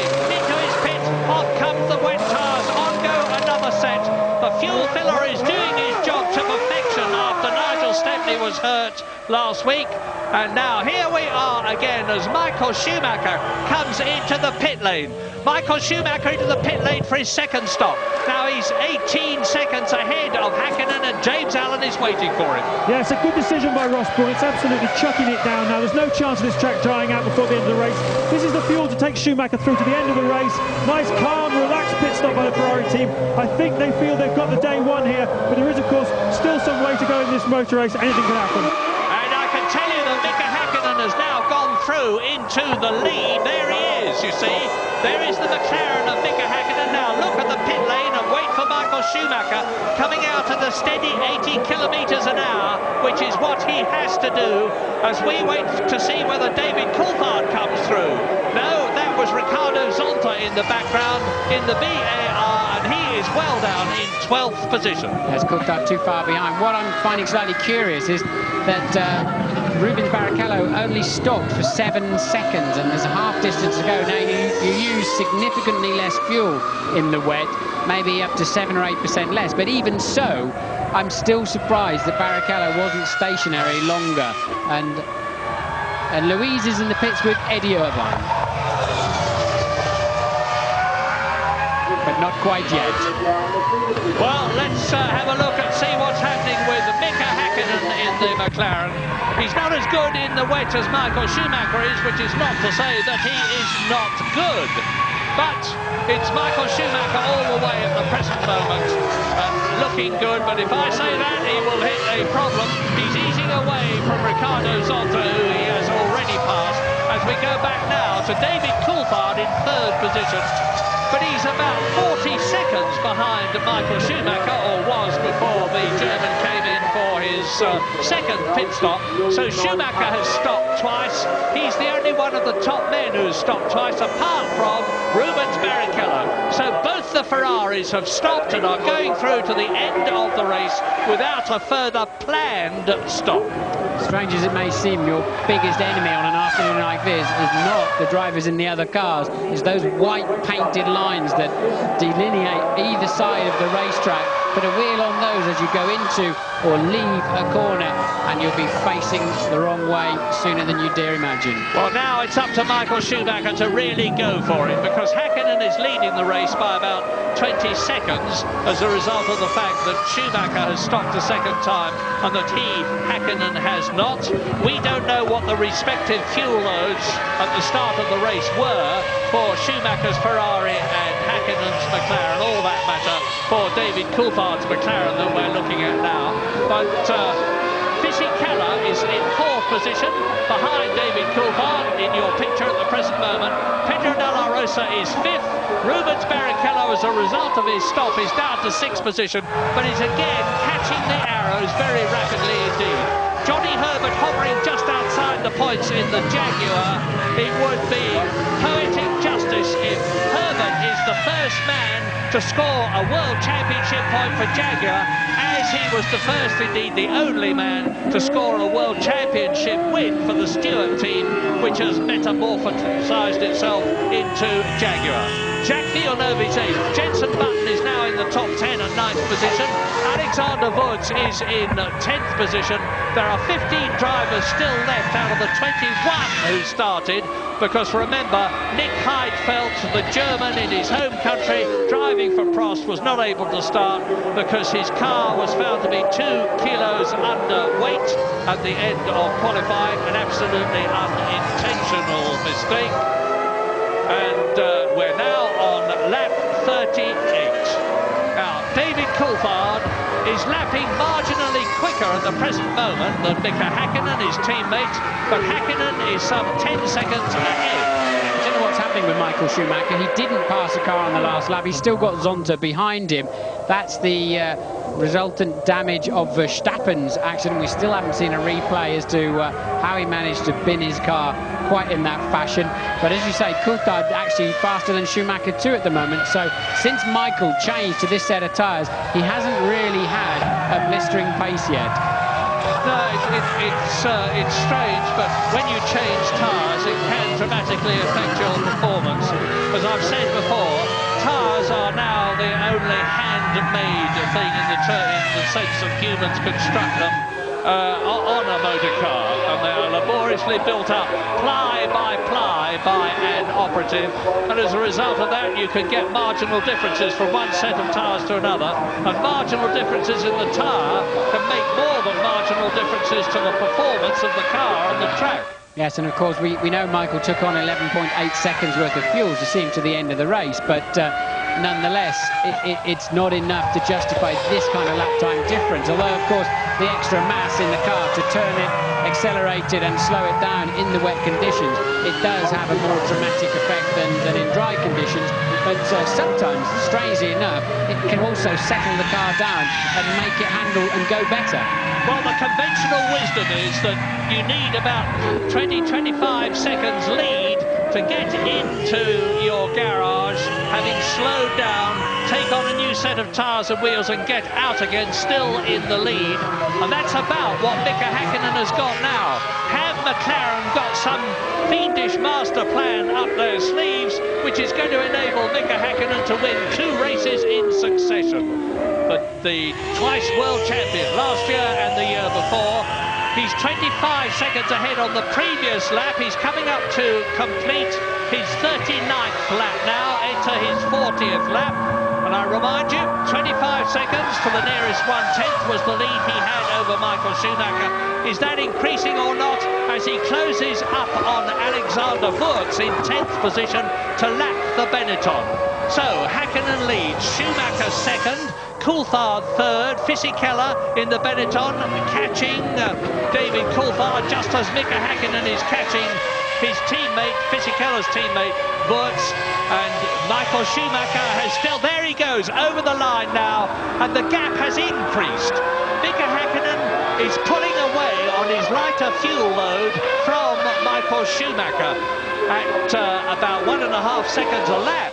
And he's got very nearly now the window that he needs to get in, change tyres and wheels and get out still in the lead. That's the Williams pit crew all ready to receive either Jenson Button or just checking whether, no, Ralf Schumacher is out of the race as a result of that coming together with Eddie Irvine. In fact, here are the retirements in the order of retirement as you watch 4th place Fisichella at his pit stop. Jarno Trulli and Heinz-Harald Frentzen both out very early. Now the arrows goes through of Pedro de la Rosa to take 4th position. Salo is out, Schumacher Ralf is out, Verstappen is out, Eddie Irvine is out. There is Fisichella joining the pits. Pedro de la Rosa has gone through. There he is in 4th position. So a terrific drive by Pedro de la Rosa, and everybody in Arrows will be keeping their fingers crossed because they have yet to score a World Championship point this year. Well, to give Mika Häkkinen track position when he makes his necessary one more stop, I think he needs over half a minute. You see the end of Jenson Button's second stop of the afternoon, and again full to the end of the race, of course. But I think Mika Häkkinen, whoops, Jenson, calm down a bit. I think Mika Häkkinen needs well over half a minute to make sure he's got track position on Michael Schumacher. And Michael Schumacher's just pegged the gap back a little bit. Hope Jenson's seen him coming, and he has. Yeah, and you probably noticed that as Jenson Button exited the pit lane, the fuel filler flap was still up. That is because the new electronic regulations require the fuel flap to be up and the tail light to be flashing until second gear has been engaged. Yes, and Mika Häkkinen is being held up, the race leader. Now he's let him through. That has cost Häkkinen quite a lot of very crucial time at this part of the race, where, as I said, he needs a window to make his pit stop and get out ahead of Michael Schumacher. He's had 2 very, very poor laps following Fisichella. Yeah, it's lost him at least a couple of seconds. The lead of Mika Häkkinen that you're looking at has come down from 27 seconds to about 25 seconds. It's going to be a very close run for lap 41, 67 lap race. Häkkinen leads Schumacher. Coulthard is still third, being caught by De La Rosa, but only at the rate of about a tenth of a second a lap. Barrichello is still fifth, but he's right behind De La Rosa and will, I soon predict, be up into fourth place again. This is Wurz coming in from top 10 and Louise Good. So there is Alexander Wurz, 9th position when he came in. Jenson Button, I think, may well get that 9th position back. He was ahead of Wurz before he came into the pits. And Johnny Herbert in 7th position, in 8th position, because Villeneuve's got ahead of him, is about to be lapped by the Flying Finn, as he calls himself, Mika Häkkinen. And news from Louise Goodman, who's with Eddie Irvine. Yes, I am now. Thankfully, this rain getting into my electrics as well as everything else. Eddie, Tuttle back there, were you aware that the fact that you'd lost your rear wing? I looked in the mirror, I checked the rear car, everything looked okay, but obviously it wasn't. And then I obviously went down the next straight. So I'm surprised, because normally you would notice the rear being very, very light, which it wasn't, so strange. Running strongly until then, the team seemed to pull up their performance this weekend. Yeah, we haven't been bad. You know, this sort of circuit suits the car. It's a bit light on the rear end, and the qualifying went reasonably well, and I think the race was going reasonably well. The wet, we definitely had the car on dry settings, which wasn't exactly ideal, but it was hard work. It was really hard work. The rear end kept going all the time, so I was really working hard to stay where I was. Cheers, Eddie. Johnny Herbert, Eddie Irvine's teammate, coming into the pits from 8th position for his second stop of the day. Consistent rain now, Murray, really. Not heavy rain. I don't expect a lot of standing water or aquaplaning, especially online. I think if they move offline, you see a little bit more of that, but it tracked the drains reasonably well. So it's just a question of staying in those wheel tracks. The cars, they lose about 5-6 miles an hour down the straights, as we see a Lacey coming up the inside of Wurz, and that is actually for position, called 10th position. They're a lap down between them. But lifting all that water up into the air, the tyres are lifting bucket loads of water into the sky effectively, and that takes a lot of energy, a lot of power, and you lose quite a lot of straight line speed because of that. Now Häkkinen's got his work cut out, because he's coming up to Jacques Villeneuve, who is 7th, who is trying to get past Fisichella's blue Benetton in 6th position. And Villeneuve will be concentrating on getting past Fisichella, not on letting Mika Häkkinen through. Now, there's very little difference between their lap times, but every tenth of a second that Mika Häkkinen loses to Michael Schumacher, who's 25 seconds behind him now, is going to be absolutely critical when the Finn comes in for his second, we presume, and last pit stop. Because I can't believe he is not going through. We're on lap 43 now out of 67. So, Fisichella there, 6th position. Villeneuve, 7th. Mika Häkkinen leading the race, but he's got to get past these two, because he's being held up. Doesn't look much, but he is being held up as Villeneuve goes for Fisichella and throws up an enormous amount of spray in Mika Häkkinen's face, obscuring the Finn's visibility. Now, it's 25 seconds between Häkkinen and Villeneuve, or was when this lap started. I predict it's going to be a lot less than that at the end of this lap, because Schumacher is lapping in about 1 minute 30.9. Villeneuve is lapping in 1 minute 33.8.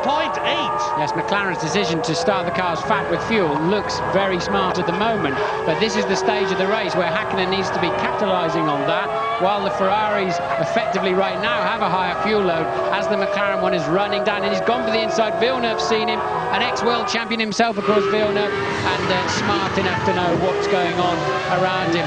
Coulthard massively off the pace. I don't know how he's keeping 3rd place.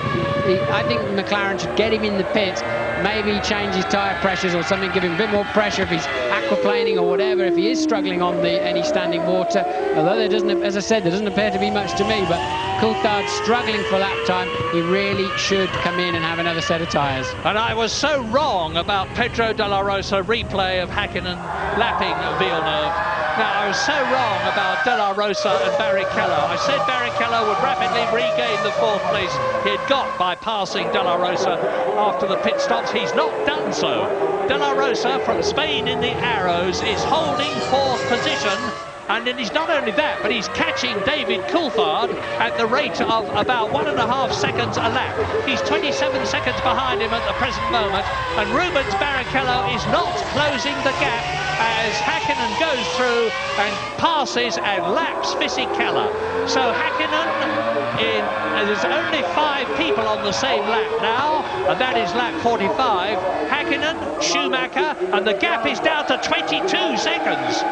It's bad news for Mika Häkkinen. The gap is down for 22 seconds, and so as a result of being held up, Häkkinen has lost nearly 3 seconds. Coulthard is 3rd, De La Rosa is 4th, Barrichello is in 5th position, and those are the only 5 on this lap. Yes, he's lost 3 seconds, but that's like a net 6 or 7, because I think at this stage of the race, you would expect him, he was, until he called that traffic, pulling away. Now that's clearly the McLaren mechanics in the pit lane. I'd be surprised if they're going to bring Mika in unless he just has to have fuel. Otherwise, they'd let him use that clear air. Does he come in the pit lane? Yes, he does. It is for Mika Häkkinen. So unfortunately for him, he clears the traffic just as he has to come in for fuel. He's clearly got not enough fuel to go any further. So James is waiting for him. Colossal frustration down here in the McLaren garage. They really are upset. That traffic has really messed up their race effort. But to be honest, he was going to need about 40 seconds anyway to get it back out ahead. Looking at what happened with Michael when he made his stop and how much time Häkkinen made up on him. So it's not a bad stop so far. That's the fuel to the end of the race. Slow getaway, trying to find his gear. Schumacher through, James. I'm sorry. Schumacher has passed Mika Häkkinen in the pit lane. Here is Michael Schumacher regaining the lead. There on the left is Mika Häkkinen back again into 2nd position. So that held-up period really did cost Mika Häkkinen a lot of time. Well, it's a new adventure now for Häkkinen. How do these tyres feel now? A little bit of extra fuel, but we know both cars must have identical fuel levels, give or take a kilo or 2, to get to the end of the motor race, as Coulthard comes in too from a distant 3rd place. So Coulthard in for his 2nd stop, and I expect now Michael Schumacher to pull away another second or 2 in these first 2 laps before then we see which one of them, if Häkkinen can close that gap down. A decent stop there from Coulthard. That was critical.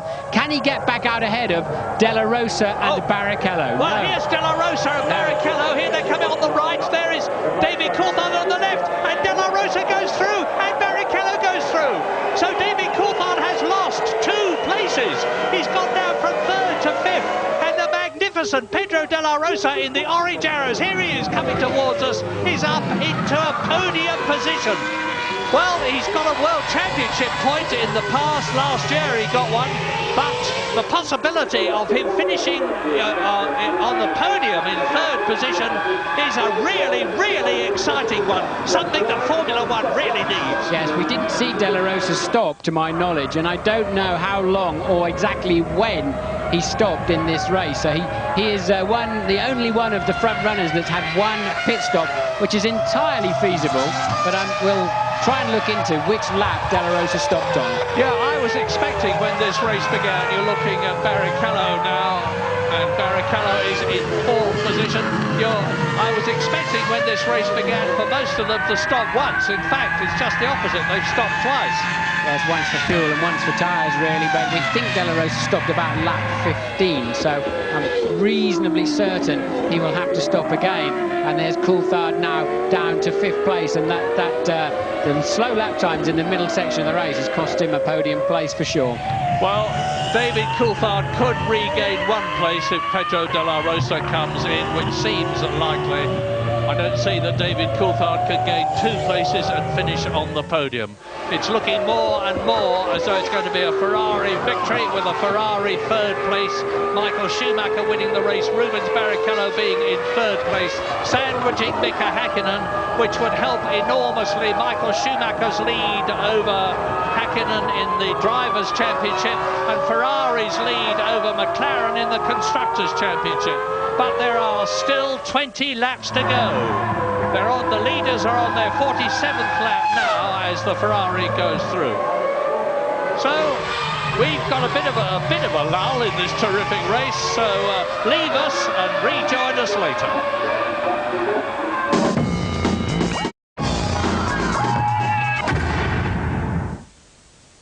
Lap 49, Pedro de la Rosa, having driven magnificently in third position, comes in for his second pit stop. Barrichello is up into third. Ferrari's first and third, sandwiching Mika Häkkinen. News from Louise Goodman. Yeah, down in the Arrows garage, I can tell you they're loving it. So well they would. De la Rosa running a very strong fourth. When you bear in mind that his car is fully set up for the dry conditions, it really puts into perspective the guys doing a great job. They've been constantly monitoring the weather. It's to carry on raining right till the end of the race, but he's in 5 Rosa through to the end of the race, and hopefully he's going to keep that fourth position. Yeah, he was half asleep on his pit stop though. I think it threw him. They did not change his tyres, which is a smart move. They just went to fuel him as he gets lapped by race leader Michael Schumacher, and De La Rosa very dozy in getting away. I think he thinks it's Barrichello. He probably couldn't understand why his car wasn't up in the air. The team quite smartly thought the tyres are not going to wear out, just leave them on, go for a quick splash and go, and De La Rosa's slow away, but we now know he's got enough fuel, of course, to the end of the race as you're watching Marc Genet in the Minardi. From 13th position, retiring from the European Grand Prix. Lap 50, 17 to go. Michael Schumacher leads Mika Häkkinen that you're looking at by 13 seconds. Rubens Barrichello in the second Ferrari back to third position, 60 seconds behind his teammate who is leading. Up into fourth position comes David Coulthard. To fifth position comes Fisichella. De La Rosa, I'm not sure whether he is down to seventh, letting Johnny Herbert up into sixth, or whether the Arrows is still in the points for sixth position. We'll know very shortly. But behind them, Jenson Button is in eighth position, ahead of Alexander Wurz and Ricardo Zonta. Everybody up to sixth position has been lapped, and there are now 17 laps to go. Yes, the German producer's not showing it to us at the moment, but Jenson Button is all over the back of Johnny Herbert like a bad suit, and this being Jenson's first wet race, of course. So he stayed on the black stuff so far, has Jenson, and a good scrap going on with Johnny Herbert. And there's a 10-second stop-and-go penalty for Jean Alesi, some incident that we certainly haven't seen. So Alesi with a 10-second stop-and-go, and he is currently 12th. Well, this is 7th to 10th. Just look at it. Johnny Herbert, Jenson Button, Alexander Wurz, Ricardo Zonta, in respectively the Jaguar, the Williams, the Benetton and the BAR. Johnny Herbert holding them up a bit. You've heard from Martin how valiantly Jenson Button is trying to get ahead of his countryman Johnny Herbert, but Johnny is looking for a World Championship point, and he possibly needs one more than anybody else in this race, because as I said earlier on, there has been talk about his position in the Jaguar team next year being under threat. If he can get a point here, as he won the race for Stewart last year, it would help him enormously. Now Zonta comes in, he's peeled off from the back, he's come in for his second pit stop in the BAR, and of course that's reduced the battle that was ahead of him to 3 men, Johnny Herbert and Button and Wurz. Well, that was pretty gormless as well. He just wandered into his pit. He's not in the centre of it at all, ran into his jack man, into the jack itself. I mean, just wake up. Well, you can see how the cars are slipping and sliding in these conditions. Just imagine being in the car, an enormous noise going on behind you, you're fighting for grip, there's 800 horsepower being pumped out. Just the merest whiff of too much throttle and you can be off the circuit. And we're seeing again, as we have seen so many times in the past, how superlatively good Michael Schumacher is in the wet. Now, that's the Ferrari pit crew coming out. Now, I wonder if they short-filled Barrichello's car, because 7 seconds, in my view, was not enough. And what is that going on? That's De Nitz taking Zonta, who's just made a pit stop for 10th place. But I'm wondering why Ferrari can really, I think, we know Michael took 11.8 seconds of fuel. I think yes, it's Barrichello, look, coming in. I was right about that. I just didn't think they put enough fuel in his car. And this plays back into Coulthard's hands, but he doesn't appear to have any speed to do anything about it. Well, I'm just watching the road as you're watching Barrichello coming into the pit lane to see whether David Coulthard comes through and retakes that third position. He was 19 seconds behind the Ferrari. It's going to be mighty close, but there's only just a little fuel gone in, and Barrichello exits the pit, and Coulthard has yet to go through. There he is! Watch it, watch the exit. Barrichello is going to come out, and I think David Coulthard is going to get ahead of him, and he's done so. There he is, David Coulthard, third position. So it is Ferrari leading Schumacher, McLaren second Häkkinen, McLaren third Coulthard, Ferrari fourth Barrichello, Fisichella is fifth, and Pedro de la Rosa is still sixth ahead of Johnny Herbert. I think Barrichello will be asking some serious questions at the end of this race to understand what on earth they were doing. Why didn't they put a dozen seconds of fuel in his car like they did Michael Schumacher at the same point of the race? Very bizarre. Maybe they had a refueling rig problem or something, but clearly they just didn't get enough fuel in that car at that crucial stop. You are right, but it is very strange because, as we've said many, many times, Ross Brawn is the master tactician in Formula One. It seems strange that he would get it wrong, but maybe there's more to it than meets the eye. Anyway, we're on lap 53 now, and Barrichello knows he's got to really get the hammer down. The gap between himself and David Coulthard, I would estimate at about 10 seconds. I won't know until the end of this lap, but it must be something like that. And he's got ahead of him Fisichella. That's Michael Murray, sorry to butt in, but that's Michael coming up to lap Fisichella. So Barrichello is, I think, some way down the road from Fisichella, but he's now got a job on to catch Coulthard. Barrichello, I think, has got the faster pace in the wet without anyone. In fact, no thinking about it, he has. Can he get back at Coulthard in the remaining laps of this race? And has Coulthard got any kind of margin left in his pocket? Whatever problem he's carrying, he's got to find some more speed from somewhere.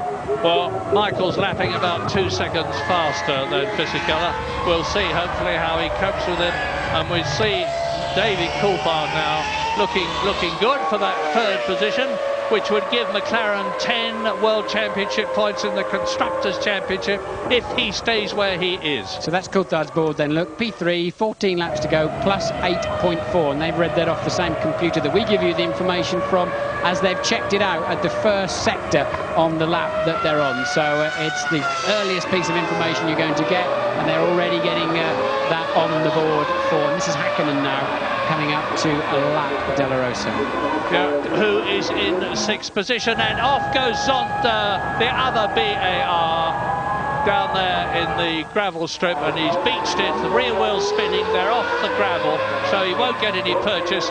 I hope the safety car will not come out because he's judged to be in an unsafe position, but it's going to be mighty difficult to remove him unless they've got a crane truck that can lift him off, because they can't tow him out backwards, and they certainly can't tow him out forwards because they would be on the tarmac. Here's a replay of what happened to Ricardo Zonta. He would have snatched the front brake on the way in, run wide, and tried to power his way back onto the racetrack and beached it on the curb. Again, look, very, very tricky position. The drivers must respect the double-waved yellows. They must slow down, but they don't always, especially in the closing stages of a Grand Prix. How much do you slow down? How much is a little bit slower? That's the problem. And it's so easy for another car to snatch a brake and go in there, and that must be Fisichella's Wirtz taking a shortcut that won't pay off.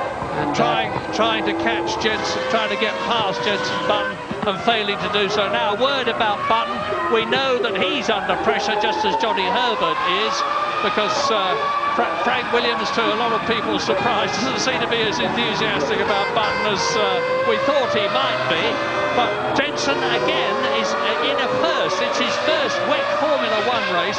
And although he started well down, Häkkinen, hand out, what's that mean? That's Mika's very clever way of saying, look, I really am slowing down. I'm extra slowing down. Look, I've even only got one hand on the steering wheel. Quite a smart move there from Mika. He has respected the flags. He does, like all the drivers, he does respect the job that the marshals do. They risk their lives for our safety, but he's making sure that the FIA, that the people who control the race see it without question. Yeah, good thinking, and he was doing it, of course, because he had seen Zonta's car in the gravel. As we watch the Ferrari of Rubens Barrichello, now we'll see whether he's catching David Coulthard. The gap was 8.5 seconds between Barrichello in 4th position and Coulthard in 3rd. Well, he is catching him, but not quickly. 8.3 seconds as we leave the Nürburgring. That's just a quick replay there of Häkkinen just demonstrating to... He's not really talking to the marshals on the corner, he's talking to the stewards of the race who are watching this on TV. Now we'll go to the break, back very shortly.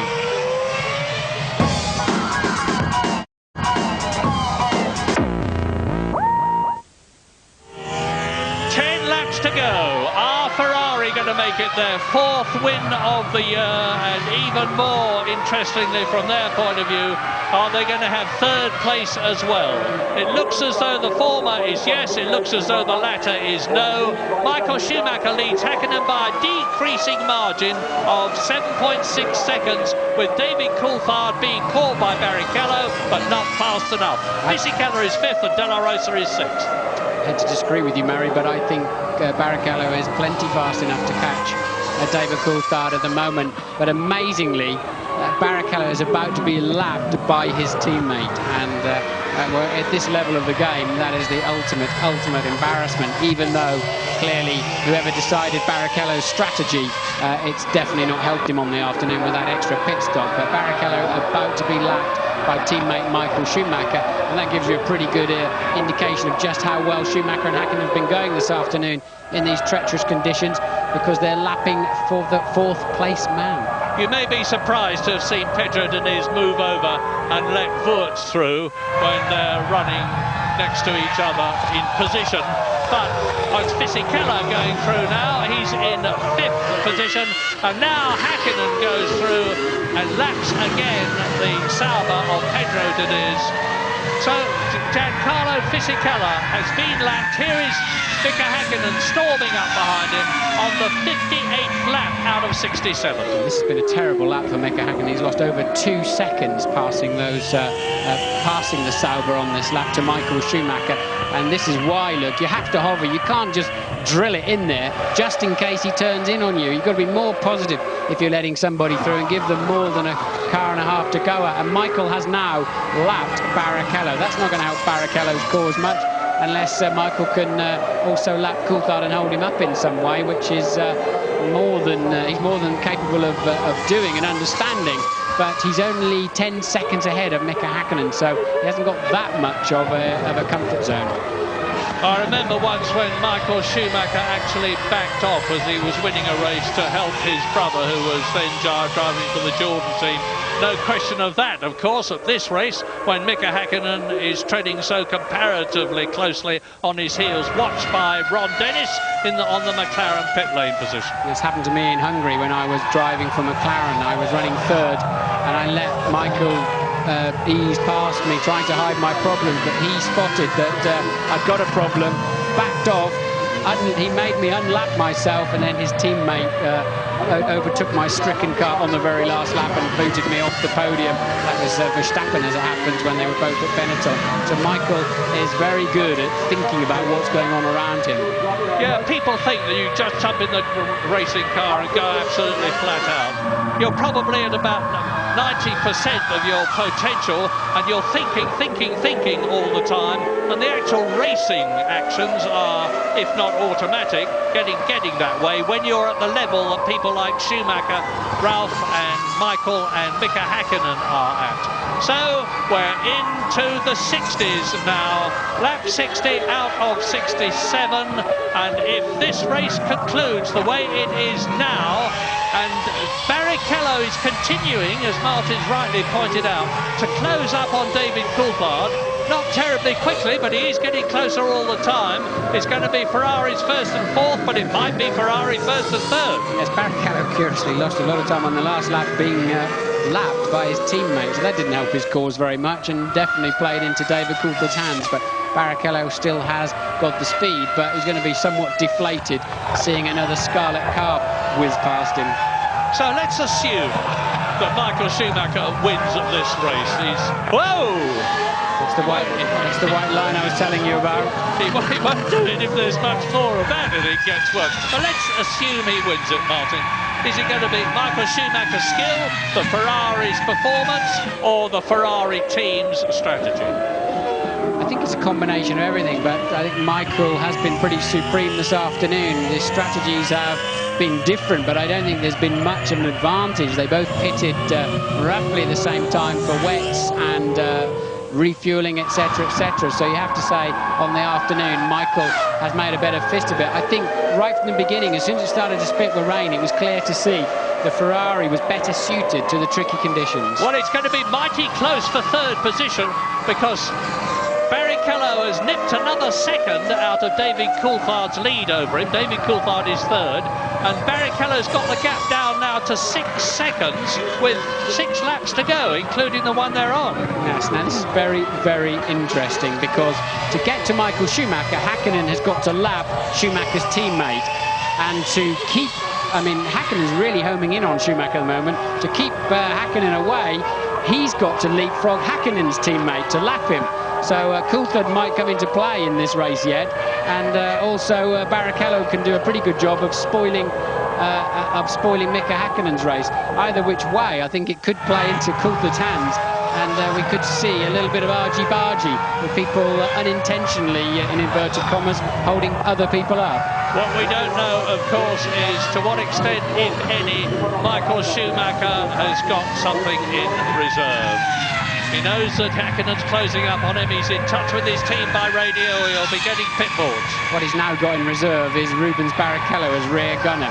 So Ferrari may have pulled Barrichello into that position, and Michael Schumacher may not even have to risk passing David Coulthard. So, lap 61, the race order: Schumacher, Häkkinen, Coulthard. The remaining 3 in the points: Rubens Barrichello, who's now 5.3 seconds behind Coulthard. Fisichella in the Benetton, looking good for another points finish. Pedro de la Rosa keeping his fingers crossed for the first point for Arrows of this season. Johnny Herbert is 7th, and there he is, followed by Jenson Button's Williams 8th, and Alexander Wurtz's Benetton 9th. And David Coulthard's about to catch this little gaggle having a squabble. So Coulthard now, who's still really under pressure, he's got Schumacher homing up behind him to lap him. Barrichello just behind that, now just 5.3 seconds adrift. How David Coulthard is in third position this afternoon, I'll never know, with the whatever his problems are, whatever the reason, his lack of pace. But he's going to have to work hard to defend that. Look, Coulthard now has Michael Schumacher, the race leader, behind him. So, lap 62, and if anybody in the first 6 goes out of this race, the car that you're looking at in the lead here, 7th place Johnny Herbert is, and here is the Ferrari. Coulthard yields. Coulthard had to yield, so blue flags are waving. Wave blue flags for car 2, it says on the computer. So he'd obviously passed at least 4 of them, and he had to yield, otherwise he'll be given a stop-go penalty. So, through to complete the lap goes Michael Schumacher. He's into his 63rd lap now as the Johnny Herbert Jaguar. Button, Williams, Wurtz, Benetton battle continues, being caught by Michael Schumacher to lap him. Yes, this is Coulthard yielding. He has to do that to let the race leader through. He has been lapped.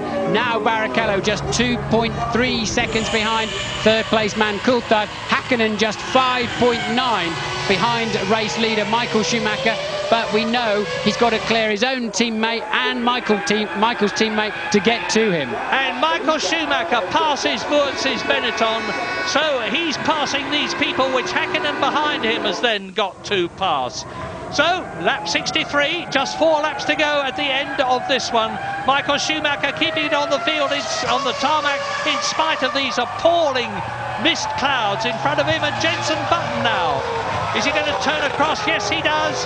Michael Schumacher backs off very sensibly, and Button sees them, holds the Ferrari back. This is, and look at Häkkinen. So, and Coulthard in the McLaren, it's mighty close, and there's only 4 laps to go, and there is just 2 people on the same lap at the present moment, Michael Schumacher and his Finnish rival Mika Häkkinen in 2nd place. And Jenson Button lost out badly there. He's lost a place to Wurtz, so he goes down into 9th. But look at Barrichello trying to get up the inside of Coulthard. They're both being held up by the scrap that's going on. A further lap. They're lapping. They're already a lap down themselves. The other people getting in the way are 2 laps down, but Coulthard got a reasonable run out of the corner. Where is Barrichello in that spray? Still behind him, Luke. Yeah, remember Spain. Remember the way that Rubens Barrichello nipped past the Schumacher brothers, but then he had Michael helping him by holding Ralph out, and there the Ferrari flying past. That's Michael Schumacher in the lead, flying past Johnny Herbert to lap the Jaguar in 7th position. So keep this order in your mind. Schumacher leading, Häkkinen 2nd, Coulthard 3rd, Rubens Barrichello right behind him. Fisichella is 5th, Herbert is 7th, and they're virtually together on the track itself. Even the camera can't see hardly now, look. So, the visors do get penetrated with water. You start peering through little holes in the end, trying to just pick out the curbs and braking point. Michael, dangerously close to the edge of the track again. But the vital thing is that Michael Schumacher has now cleared the people he was lapping and has got an open track in front of him. He can see where he is going. He's on his 64th lap. He's got 3 laps to go at the end of this to make it the 4th Ferrari win of the year 2000, as Alexander Wurz comes up behind Johnny Herbert's Jaguar and has a go. Wurz trying to improve his reputation this year. Yes, and Coulthard slow out of the Vidal. They're going to touch surely. Oh, off they go. That's tragic for Johnny Herbert, but he's kept it on the island. Brilliant. Now has he got the engine running? But that's cost Wurz his place. But it may be that and Jenson Button, now where is he? Well, there is David Coulthard with Barrichello right behind him. They are 3rd and 4th, but we need to look back down the field a bit. Wurz is out of the race.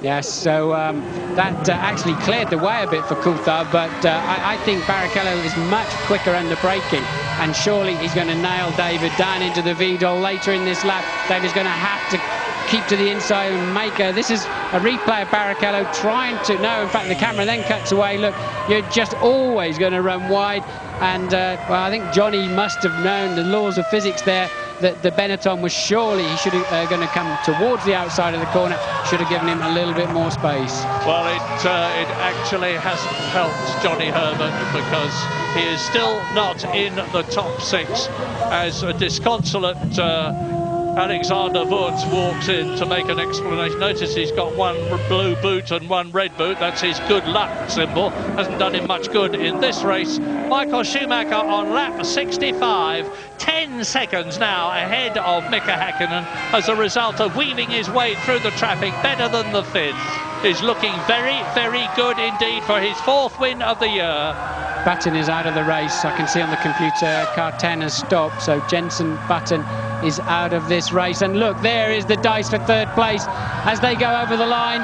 So Barrichello can't find a way through the spray. He didn't find a way up the inside into Vidal, and Coulthard has to somehow hang on for 1 more lap. Crucial for David, while he's struggling with his injuries or whatever he's got to carry, he needs to maximise his points in this race. He cannot afford to yield that place to Rubens Barrichello. Well, David's had a 1st, he's had 3 thirds, one of which was disallowed. He's had a 3rd, he's driven magnificently this season.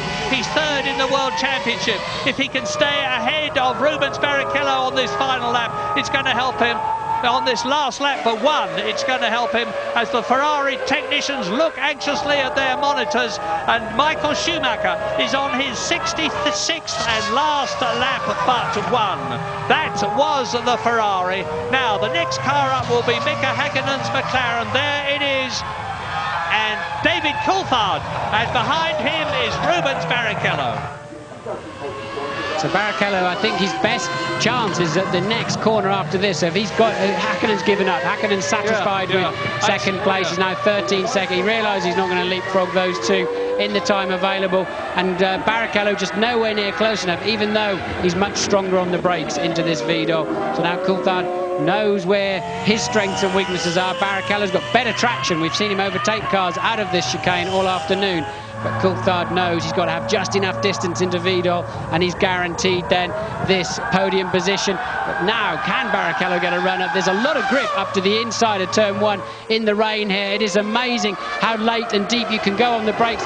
Barrichello, I expected him to pop out of the spray, but he just couldn't do so. Strong engine there in Coulthard's car. Barrichello driving absolutely blind, and total faith in the car in front. Well, these two are not going to go the full race distance. Only Michael Schumacher, who is now on his last lap, and Mika Häkkinen are going to do that.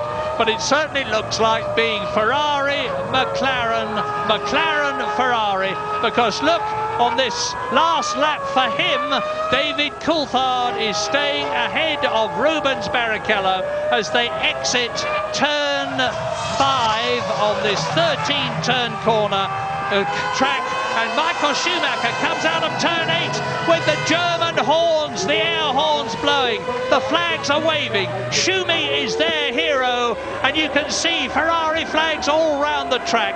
A magnificent, if he gets there, and he hasn't got far to go, the Ferrari mechanics already crowding the pit lane. And Michael Schumacher is coming in to win his 4th race of the year to extend his World Championship lead over Mika Häkkinen by a further 4 points, from 14 points to 18 points. Schumacher wins in Germany. And Coulthard, I think, is going to maintain the 3rd. He took a 2nd somewhere out of Barrichello, and there's Coulthard 3rd, Barrichello 4th, and curiously 2nd place man coming over the line now, nearly a lap ahead. So Häkkinen, a slightly disconsolate cruise over the line. Great drive from Michael Schumacher. And with Pedro de la Rosa in 6th position in the Arrows, behind Fisichella in 5th place, it means to say that Arrows magnificently in their newly liveried bright orange motor car have finished in the points for the first time this year to give Pedro de la Rosa his 2nd World Championship point in his 2nd year of Grand Prix racing. A very, very happy Ferrari team. Well, McLaren have got 10 World Championship points to Ferrari's 13. It could have been worse, but the fact remains that the gap in both championships between Schumacher in the drivers and Ferrari and McLaren in the constructors has increased. In fact, now Michael Schumacher is on 46 World Championship points to Mika Häkkinen's 28. David Coulthard is still 3rd. Rubens Barrichello is in 4th place as he was before. Ralf Schumacher is still 5th, and Fisichella is still in 10th position. Well, as ever in Grand Prix racing in Formula 1, a wet race, particularly one that starts off dry and becomes wet all the other way round, has turned out to be immensely exciting and dramatic, and it really does look as though the tide after all these years has turned for Ferrari, led by the little man that you see walking into the Ferrari garage, Jean Todt, the Frenchman, who recruited Ross Brawn, the Englishman, Rory Byrne, the South African, Michael Schumacher, the German, to help him bring Ferrari back to the front, and he's certainly done it here. Important day for Ferrari, because clearly McLaren were gathering pace and coming back at them with some energy after those dominant 3 wins by Michael in the first 3 races. And Ferrari today have nailed that. They've stopped that march, and I think it was a very significant day in this year's World Championship. Yes, and the thing is that in recent years, Ferrari has started off the season not as well as McLaren, but have closed the gap as the season went on. This year, it's been just the reverse. They started off tremendously strongly with those 3 successive victories, then lost the next 2 races to David Coulthard for McLaren and Mika Häkkinen for McLaren, and have now won the 6th. There's 17 races in the series. We've got a new race in America, the 15th race of the year, in the 3rd week of September. And it looks as though the championship is going to get more and more exciting, because McLaren at Woking with Mercedes-Benz power will not give up. Led by Ron Dennis, they've got years and years of experience, and they know that the championship is never over until it's over. Michael Schumacher giving his distinctive pumping action from his 2 fists, and Mika Häkkinen draws alongside him. McLaren now Ferrari are now on 62 World Championship points to McLaren's 52, so they've extended their Constructors' Championship lead by 4 points, with Williams still holding on in 3rd place. When Mika Hakkinen watches a replay of this race, he's going to be disappointed and looking the other way when he sees how Michael Schumacher overtook him earlier in the race. I think he's going to be very disappointed with himself that he yielded, he gave Michael so much space, and that was a critical point there, because then it allowed Michael to get off and build a lead, and Mika really will not enjoy that moment on the video. Well, just a statistical point, but it is of some real significance in winning this World Championship race and getting 10 World Championship points. Michael Schumacher has moved up ahead of the late great Ayrton Senna to the 2nd highest World Championship points scorer of all time. He now has 618 points and has been bested so far only by 4 times world champion Alain Prost, who is here to see his Prost team driver, the only one, Jean Alesi, finish in 9th position, with Nick Heidfeld not being allowed to start the race due to his car being underweight at the end of qualifying. So, the results of the European Grand Prix at the Nürburgring: a Ferrari triumph. Michael Schumacher wins from the 2 McLarens of Mika Hakkinen and David Coulthard, and his teammate Rubens Barrichello 4th. Giancarlo Fisichella for Benetton has got 2 World Championship points for 5th place. De La Rosa, a magnificent single point, their first this year for Arrows. Pedro Diniz in 7th place for Sauber. Gaston Mazzacane, the Argentine driver, in 8th position for Minardi, ahead of Jean Alesi. Jenson Button is going to be classified 10th, although he's 5 laps down. Johnny Herbert will be classified 11th after his retirement, and Alexander Wurz 12th. And then all the rest have retired, particularly, notably, and very sadly, for what's turning out not to be a good season for them, the 2 Jordans of Jarno Trulli and Heinz-Harald Frentzen. Jordan were 3rd in the Constructors' Championship last year. They're down in 5th position this year, and they're some 53 points behind Ferrari. Not at all a happy Germany for Eddie Jordan and his team. Well, they are the photographers crowding out onto the circuit now, waiting to see the 3 top men, Schumacher, Hakkinen and Coulthard. And let us remember that David Coulthard, for the 2nd race in succession, has been carrying a very unpleasant and painful injury. That is to say, 3 cracked ribs. You need to be very, very fit, and as well as being gigantically determined to be a Grand Prix driver, and he's certainly every bit of that. 21 starters, 9 finishers, and to add insult to injury, they're now going to stand on the podium and get even more wet, but I don't think they'll mind too much. I think Schumi's going to be the happiest man up there. Hakkinen, he's going to be disappointed to lose more ground to Michael Schumacher, and that's Mrs. Michael Schumacher we're looking at now. Coulthard, I think, will be amazingly relieved and surprised to end up in 3rd place in this Grand Prix.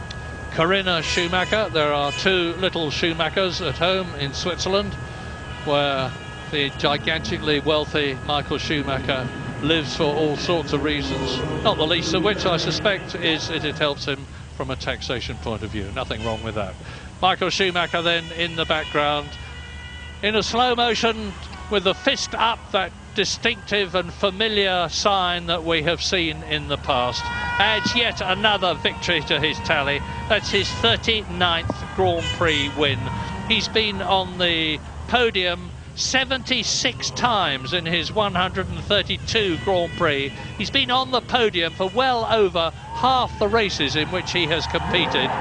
1 race for Jordan, then for Benetton, where he was a double world champion, and now for Ferrari. Is he going to be this year's world champion? He could be. Michael Schumacher, the distinctive Schumacher leap, looking as ever delighted. And in Germany, the German national anthem.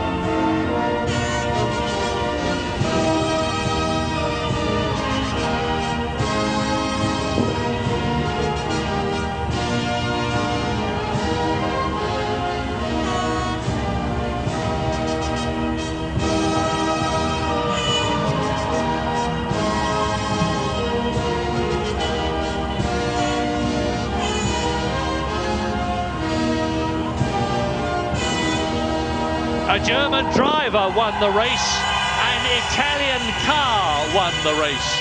Ferrari, Italy.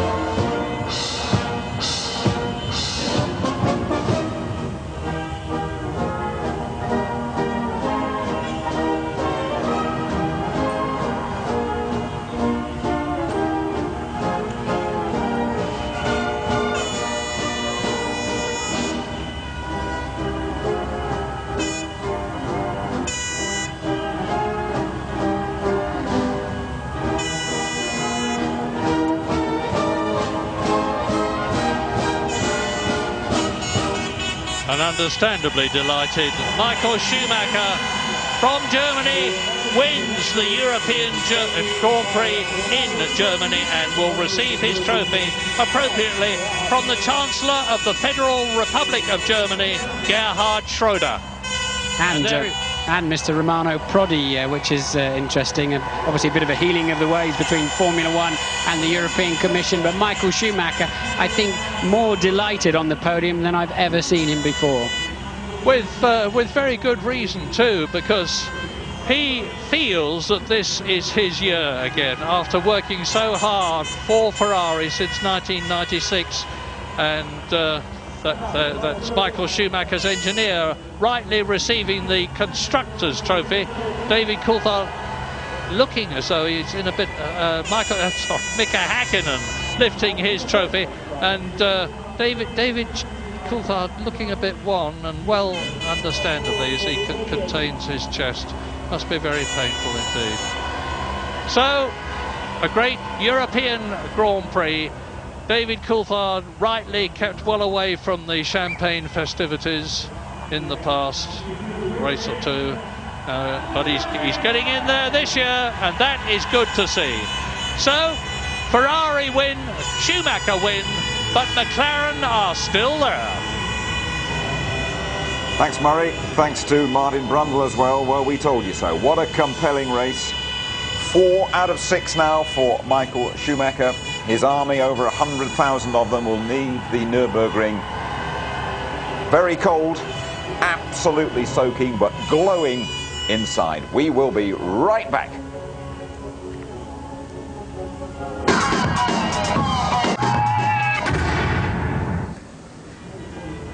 You're back with us at the Nürburgring, where Michael Schumacher has won the European Grand Prix for the 3rd time, delighting the old lady. And the two watching back at home, Tony Jardine, I would think as well, the 2 little ones that Murray was talking about.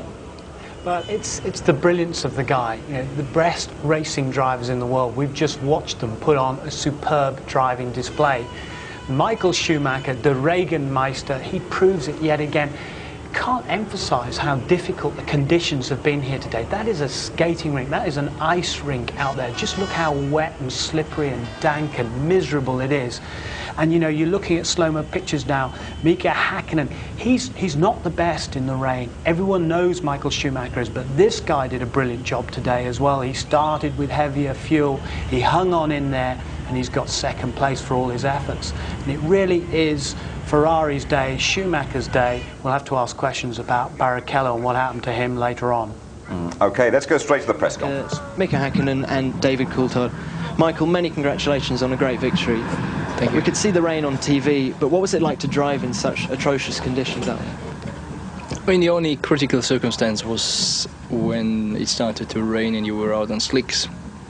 And obviously none of us front riders wanted to go into the pits and take the chance to pick up rain tires and find out you go slower. As it was not a clear rain yet, we knew it would come, but whether it was already this one or whether it would have stopped and start later on again, nobody knew. So it was difficult. But obviously some drivers took on rain tires, and as soon as we saw they go faster, we went straight in. Was there any problem with aquaplaning? There was a few times, yes, because especially with my last set. I did more than 30 laps, and I was pretty knackered at the end, and it was pretty difficult on certain parts, especially on the straight, but not as bad as what we have experienced in probably Silverstone. I think we have experienced very bad aquaplaning. Here it wasn't as bad. And your first pit stop was very slow. Did you have a problem, or was that a change of strategy? I don't know honestly what happened. I need to analyze. You guys, you have the opportunity to see everything from outside and see the times. I sit there and I don't even count. I just wait until the ready is there and I go. So I have no idea. Okay, thanks, Michael. Mika, was that the best start of your career? I'm sorry? Was that the best start of your career? Third to first, boom, straight in? No, not really. But one of the best, yes. I enjoyed the podcast start, yes. You just, as the lights went out, you hit the clutch perfect? Yeah, I knew that's the only chance, you know, what I have to do. And it's a great possibility to make a very good start, and you can immediately improve your position in a race. And I was happy to do that, because the disappointment what I had yesterday in qualifying was basically fixed. You had a lot of back markers towards the end of the race. Wirtz, Herbert, Button. If you hadn't had that problem, do you think you could have caught Michael by the end? I certainly would have get very close. I mean, I naturally understand that Michael could have pushed much more also. He could have gone maybe faster. But I would have gotten very, very close. Overtaking, I don't know. But obviously there is improvements what we could do in terms of back markers and with the blue flags. And today that situation, that problem wasn't helping me too much today. Okay, thank you, Mika. David, you lost 2 places at the start and then seemed to struggle with your car throughout. What was the problem? I really don't know at the moment, but Wright obviously missed the lights. I think my getaway itself wasn't too bad, but I was just slow to react. And straight away I was struggling with the rear of the car, which became even more difficult when it was in the damp conditions. And then of course once it went full wet, so it was definitely one of my most difficult races. So I guess in those circumstances, fortunate to get third. What sort of setup did you have on the car? Was it more towards dry? It was, yeah, a dry setup, but with the availability to make changes for the wet, you know, in the wing level when we came in for our stop. But I think whatever the problem I was having, it's a mechanical one, not an aerodynamic one. Well, I reckon those broken ribs are hurting him as well. We will be right back to complete our coverage of the European Grand Prix.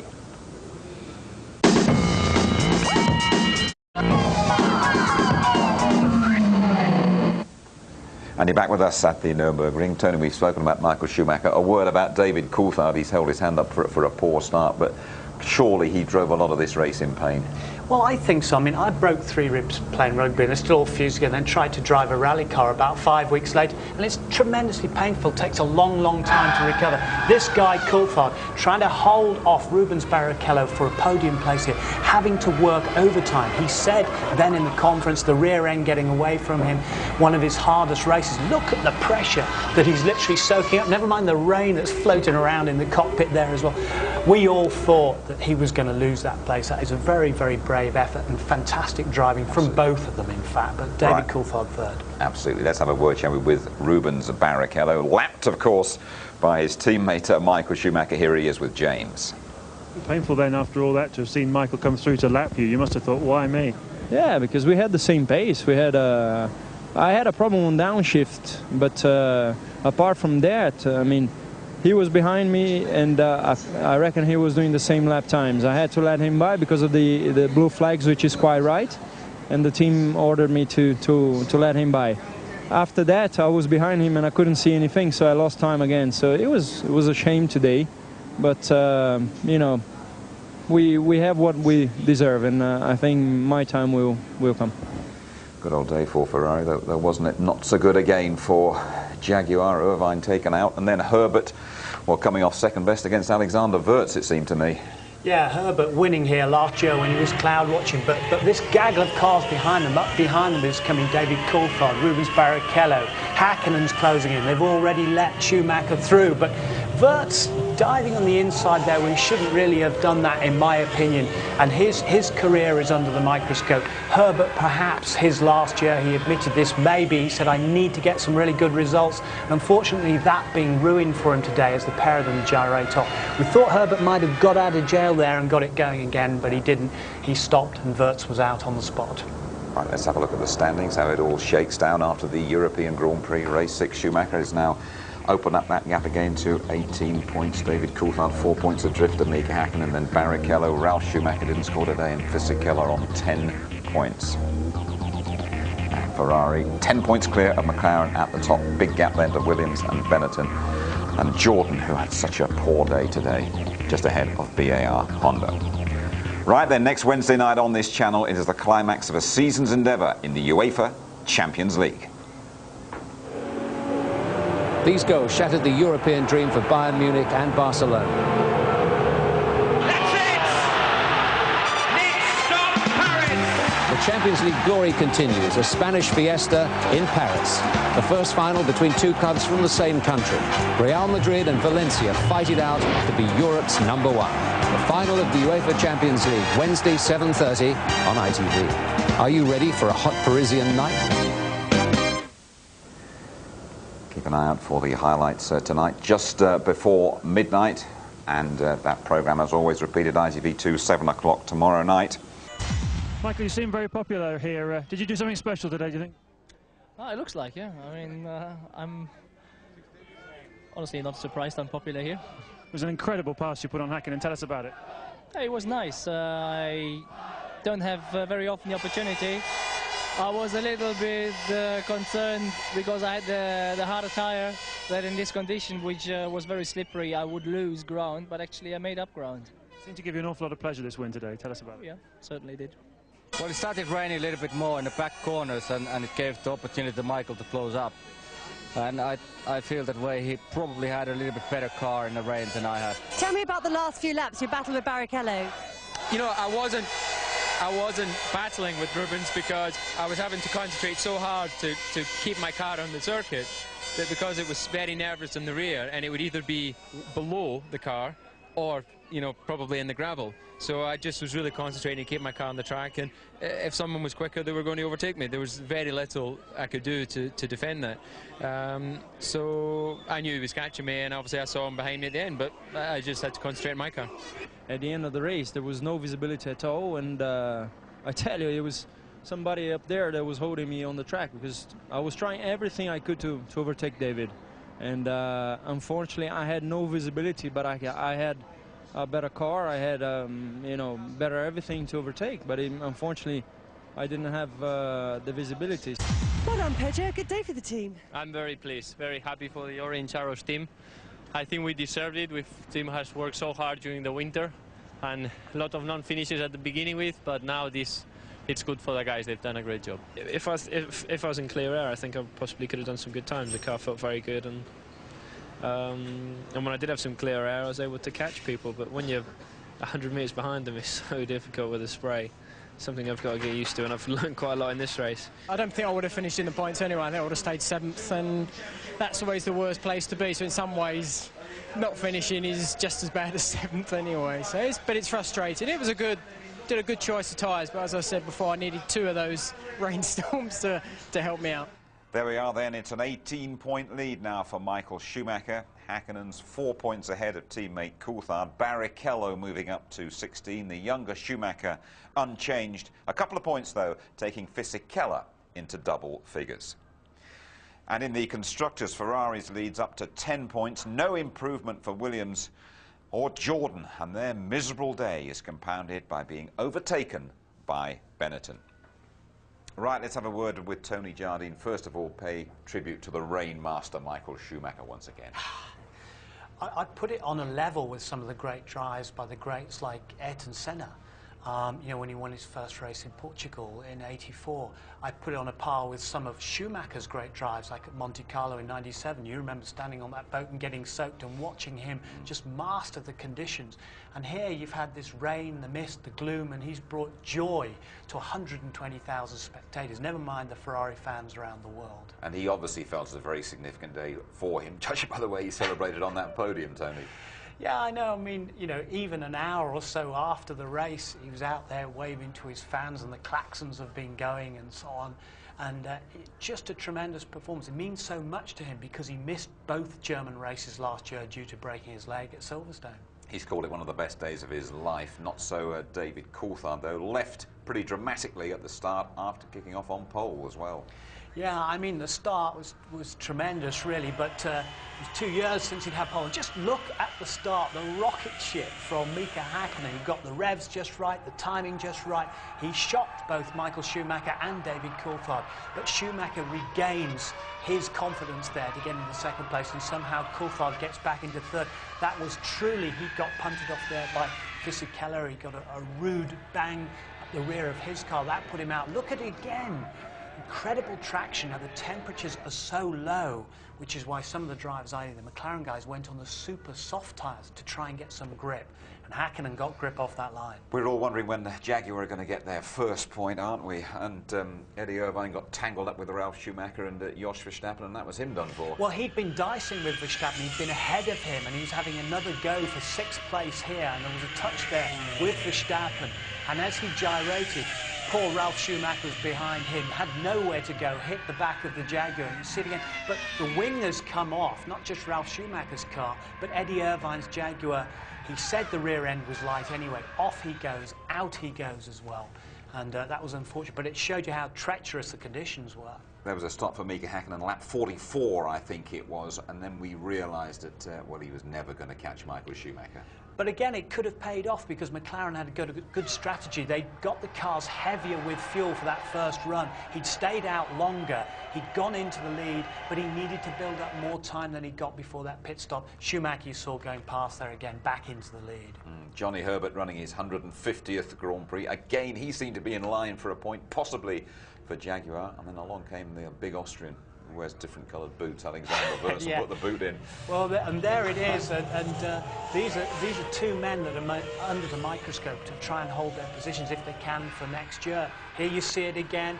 I think the door was wide open, but there's only a certain line. You're going wide around there. Johnny Herbert looking for grip. He won here last year by watching the clouds, but Wurz just going where he shouldn't have gone. This was an absolutely compelling Grand Prix, wasn't it, Tony? Excitement right through to the end with David Coulthard in pain, but holding off Rubens Barrichello. Yeah, we've talked about it. You know, those of us that have broken ribs, it takes a long time for them to heal. He had a very light rear end of the car, but he was defending his position. He knew he had to hang on here for third place on that podium. In the meantime, Barrichello's thinking, I've got to get up on that podium because otherwise Ferrari are going to give me a lot of stick, but he didn't make it.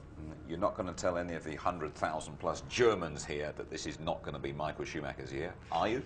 No, I daren't, but it is not over yet. I mean, you know, there is still a long way to go. 18 points now between Häkkinen and Michael Schumacher, but things happen in Formula 1. We've seen it year after year after year. We've got to wait and see what happens at Monte Carlo next. Tony, thanks very much indeed. And here's your complete European Grand Prix rundown. Michael Schumacher, an ecstatic winner, carrying, by the way, a lucky hairbrush given to him by his young daughter. Häkkinen, a subdued runner-up. Coulthard third, driving through the pain barrier and struggling for balance. Still holding off Barrichello. Fisichella, a scorer for Benetton. High praise for the Spaniard De La Rosa, 6 for Arrows. 2 laps adrift. Deniz, Mazzacani and Alesi. Button classified 10th, 5 laps behind. Herbert and Wurz still classified 11th and 12th after that crash. Zonta spun off. Genet's electrics failed, as did Villeneuve's engine. Verstappen, Ralf Schumacher and Irvine all involved in that accident. Salo, another spinner. And the unlucky Jordans, Frenson's engine failing, Trulli pushed off in the first lap. Heidfeld, you'll remember, ruled out by that underweight Prost.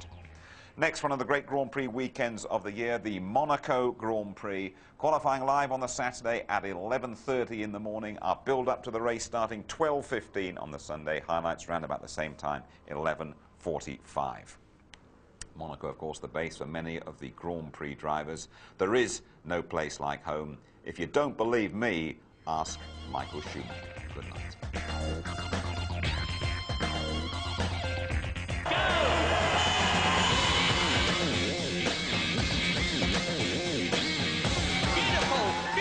Drive by Michael Schumacher.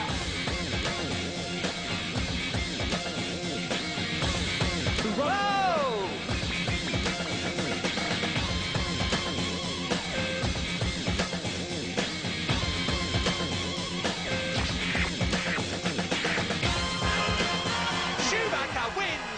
Germany.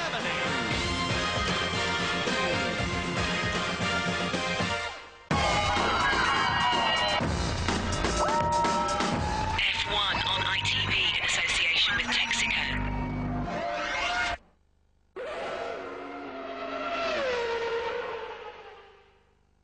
If you would like to know more about Formula One, the website address sponsored by Digital Island is www.itv-f1.com.